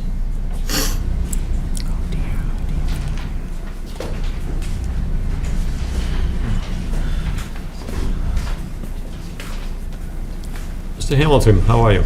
Hamilton, Precinct 5. Good to see you people. Good to see you too, Mr. Hamilton. I would like to say a quiet zone is very dangerous. If a mother gets stuck on the tracks and a train is coming, that whistle gives her a second she needs to get 2 toddlers or children out of car seats. Could be very dangerous. Now, the solution, and someone else has already mentioned this, is to put in quad gates.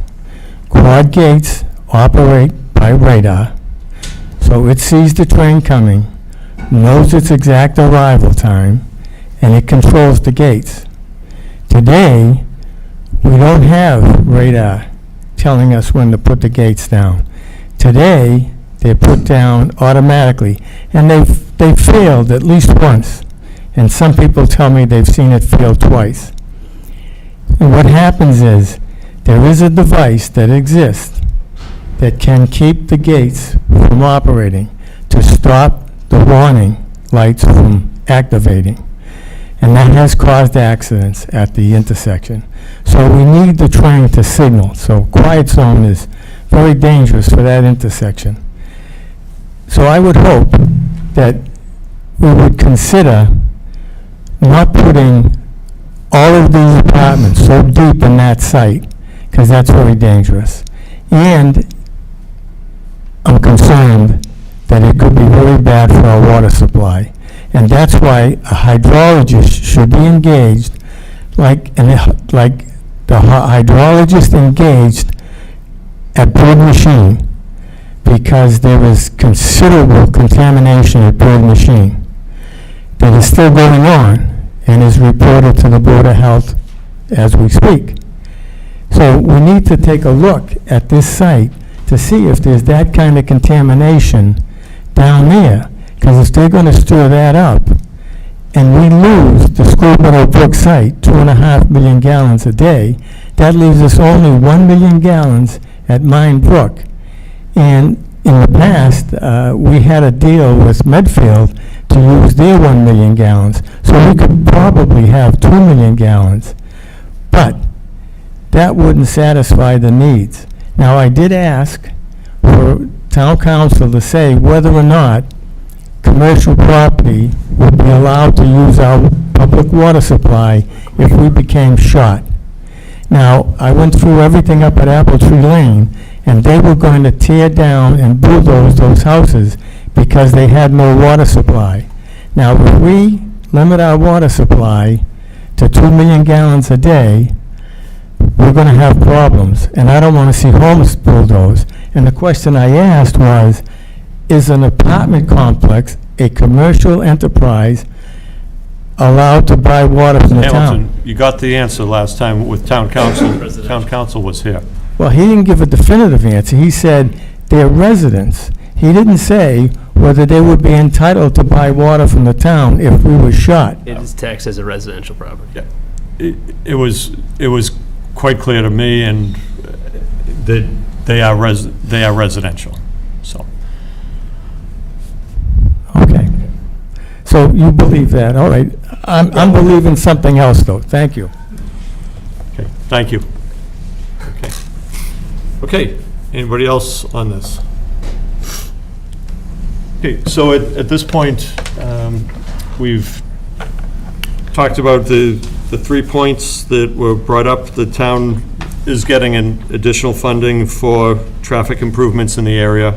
I think the soil has been tested in the past, and anything that falls under that would be covered in the construction plan. So I think that's covered. And as far as the rail, I just heard discussion that seems like that's something that might be ongoing, but that's not part of where we're at now. We're looking at the modification for this plan. So that being said, does somebody want to close? Yes. So, Mark on Schufelt, and I know I'd asked this question before, and it goes back to replanting some of the trees that were removed. And I believe we talked about that, and I just don't know if we got an answer, if that's something that's going to be done or not going to be done, to try to cover up the frontage of the construction site to see if we can add some additional trees. that were cut down. When you say the frontage, do you mean on South, on Summer Street? Yes. Okay, so, I mean, that's all in the, shown in the plans for the site development, as far as a detailed landscape plan. You've seen the landscape plan for I this? have not. Okay. Yeah.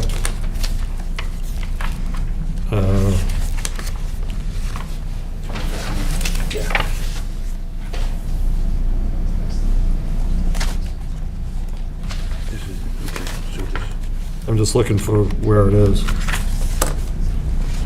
29 to 33. Thumbs up. Does that answer your question? Beautifully done. Thank you. Okay, good.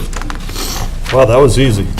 So, okay, so we're at the point where, again, this was a modification request to go from the original plan to a modified plan with the same number of units, but a different configuration and loss of the single-family homes and some of the duplexes into consolidated into larger buildings. So that's what this is about. Okay. Does somebody want to make a motion to close the hearing? So moved. Moved by Drew. Second? Second by Bob. Any further discussion on closing the hearing? Okay. Voting on this will be the 5 members that are here. All those in favor of closing the hearing, please say aye. Aye. Opposed, abstained, so carried. Okay. Now, what we have is a draft decision from Town Council that goes through the modification and additional conditions, and the main additional condition is the money that would be for improvements in the area. But meaning traffic improvements. So, does anybody have any questions or comments on the draft decision that we've had and have had a chance to review? Good with it? I have one question on condition 7, talked about the allocation of the additional 125,000. I think Judy may have brought up this point, but wanted to be specific to the South Walpole area, and I know there's a cross-reference to the original comprehensive permit condition. I'm wondering if that language of that condition is sufficient to be clear that that's where the funds will be spent. But if not, I would just propose some language that clarifies that. Okay. And I'm trying to bring up the decision now, just so I can say the exact. you know what? It's not going to hurt if we just add that in as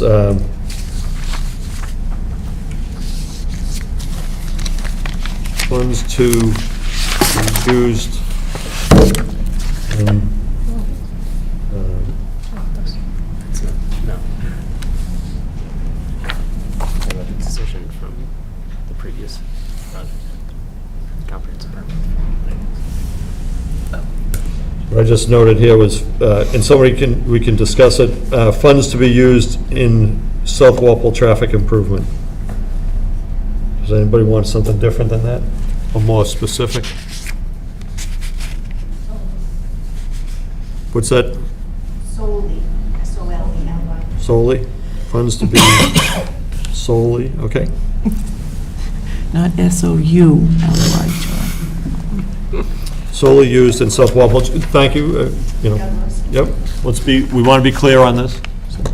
Okay. I think that, Patrick, you don't have to search it if we put it in like this as a condition. Bob, you good with that condition? Yep. Anybody have anything else? Okay. So we have the draft decision before us, and it's been, does somebody want to make a motion to approve the draft decision for case number 0320? So moved? Moved by Bob. Second. Second by Drew. Any further discussion on the draft decision? That was a question. Yeah. How many votes do you need to approve? So for a 40B, it is majority vote. It is not supermajority, it is majority vote. Just like to make some comments on the motion, if that's okay? Yeah. I know that this has been a long process with the original application and this request for modification. And the focus of this application is essentially the change from home ownership units to rental units. And so the focus of our job, as I see it, is to evaluate whether there are any impacts associated with that change. Not to revisit things that had been previously decided in the original comprehensive permit, but to focus on the impacts, if any, associated with that change from home ownership to rental. And I think as the draft decision lays out, that there are some benefits to that change in terms of the decrease in impervious coverage and other things that are listed there. And I appreciate that this is a large project and one that everyone in town, I think, shares concerns about, specifically those most impacted by it. But I think, given our focus on the change, what the modification is that's proposed, that's why I move in favor of approving the draft decision as modified. Anybody else? Judy? I am not going to be in favor of this draft decision. I feel that removal of the single-family homes drastically and forever changes the character of South Walpole. Okay, so majority vote required on this? So, okay. All those in favor, please say aye. Aye. Opposed? No. Opposed? Okay, motion carries. Okay. So, that's it for agenda items. Now we have minutes from previous meetings, and I think good.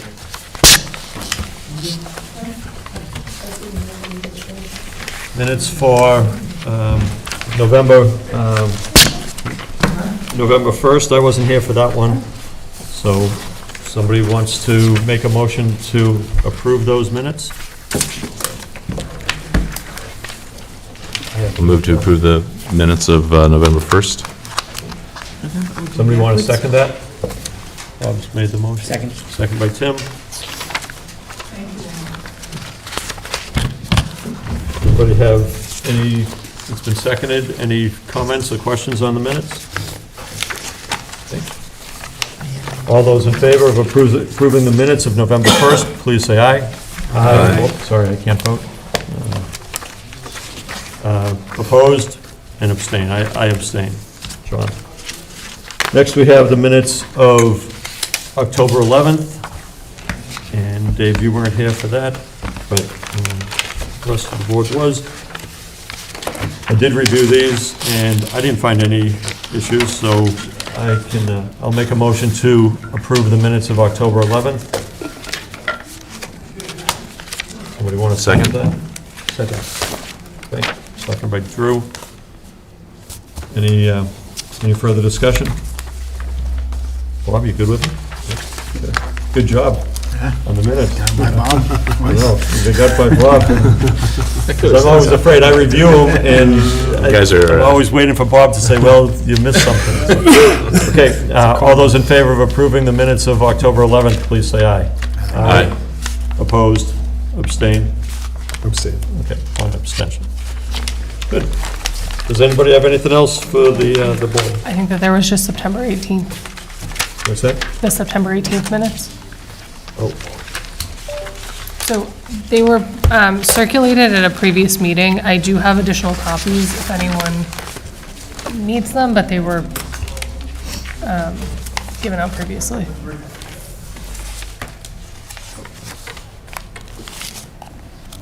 I think, and it looks like Bob and Dave were not Oh. here. yeah, so why did we, See it then. I think it was either too Did you late make I'm not did you sure. make some- It there may was have some been. missing or. No, I think he's right. I think I was away, so I think that they were delayed. I think it was at the end of the very long meeting. Yeah, and I think we pushed it back.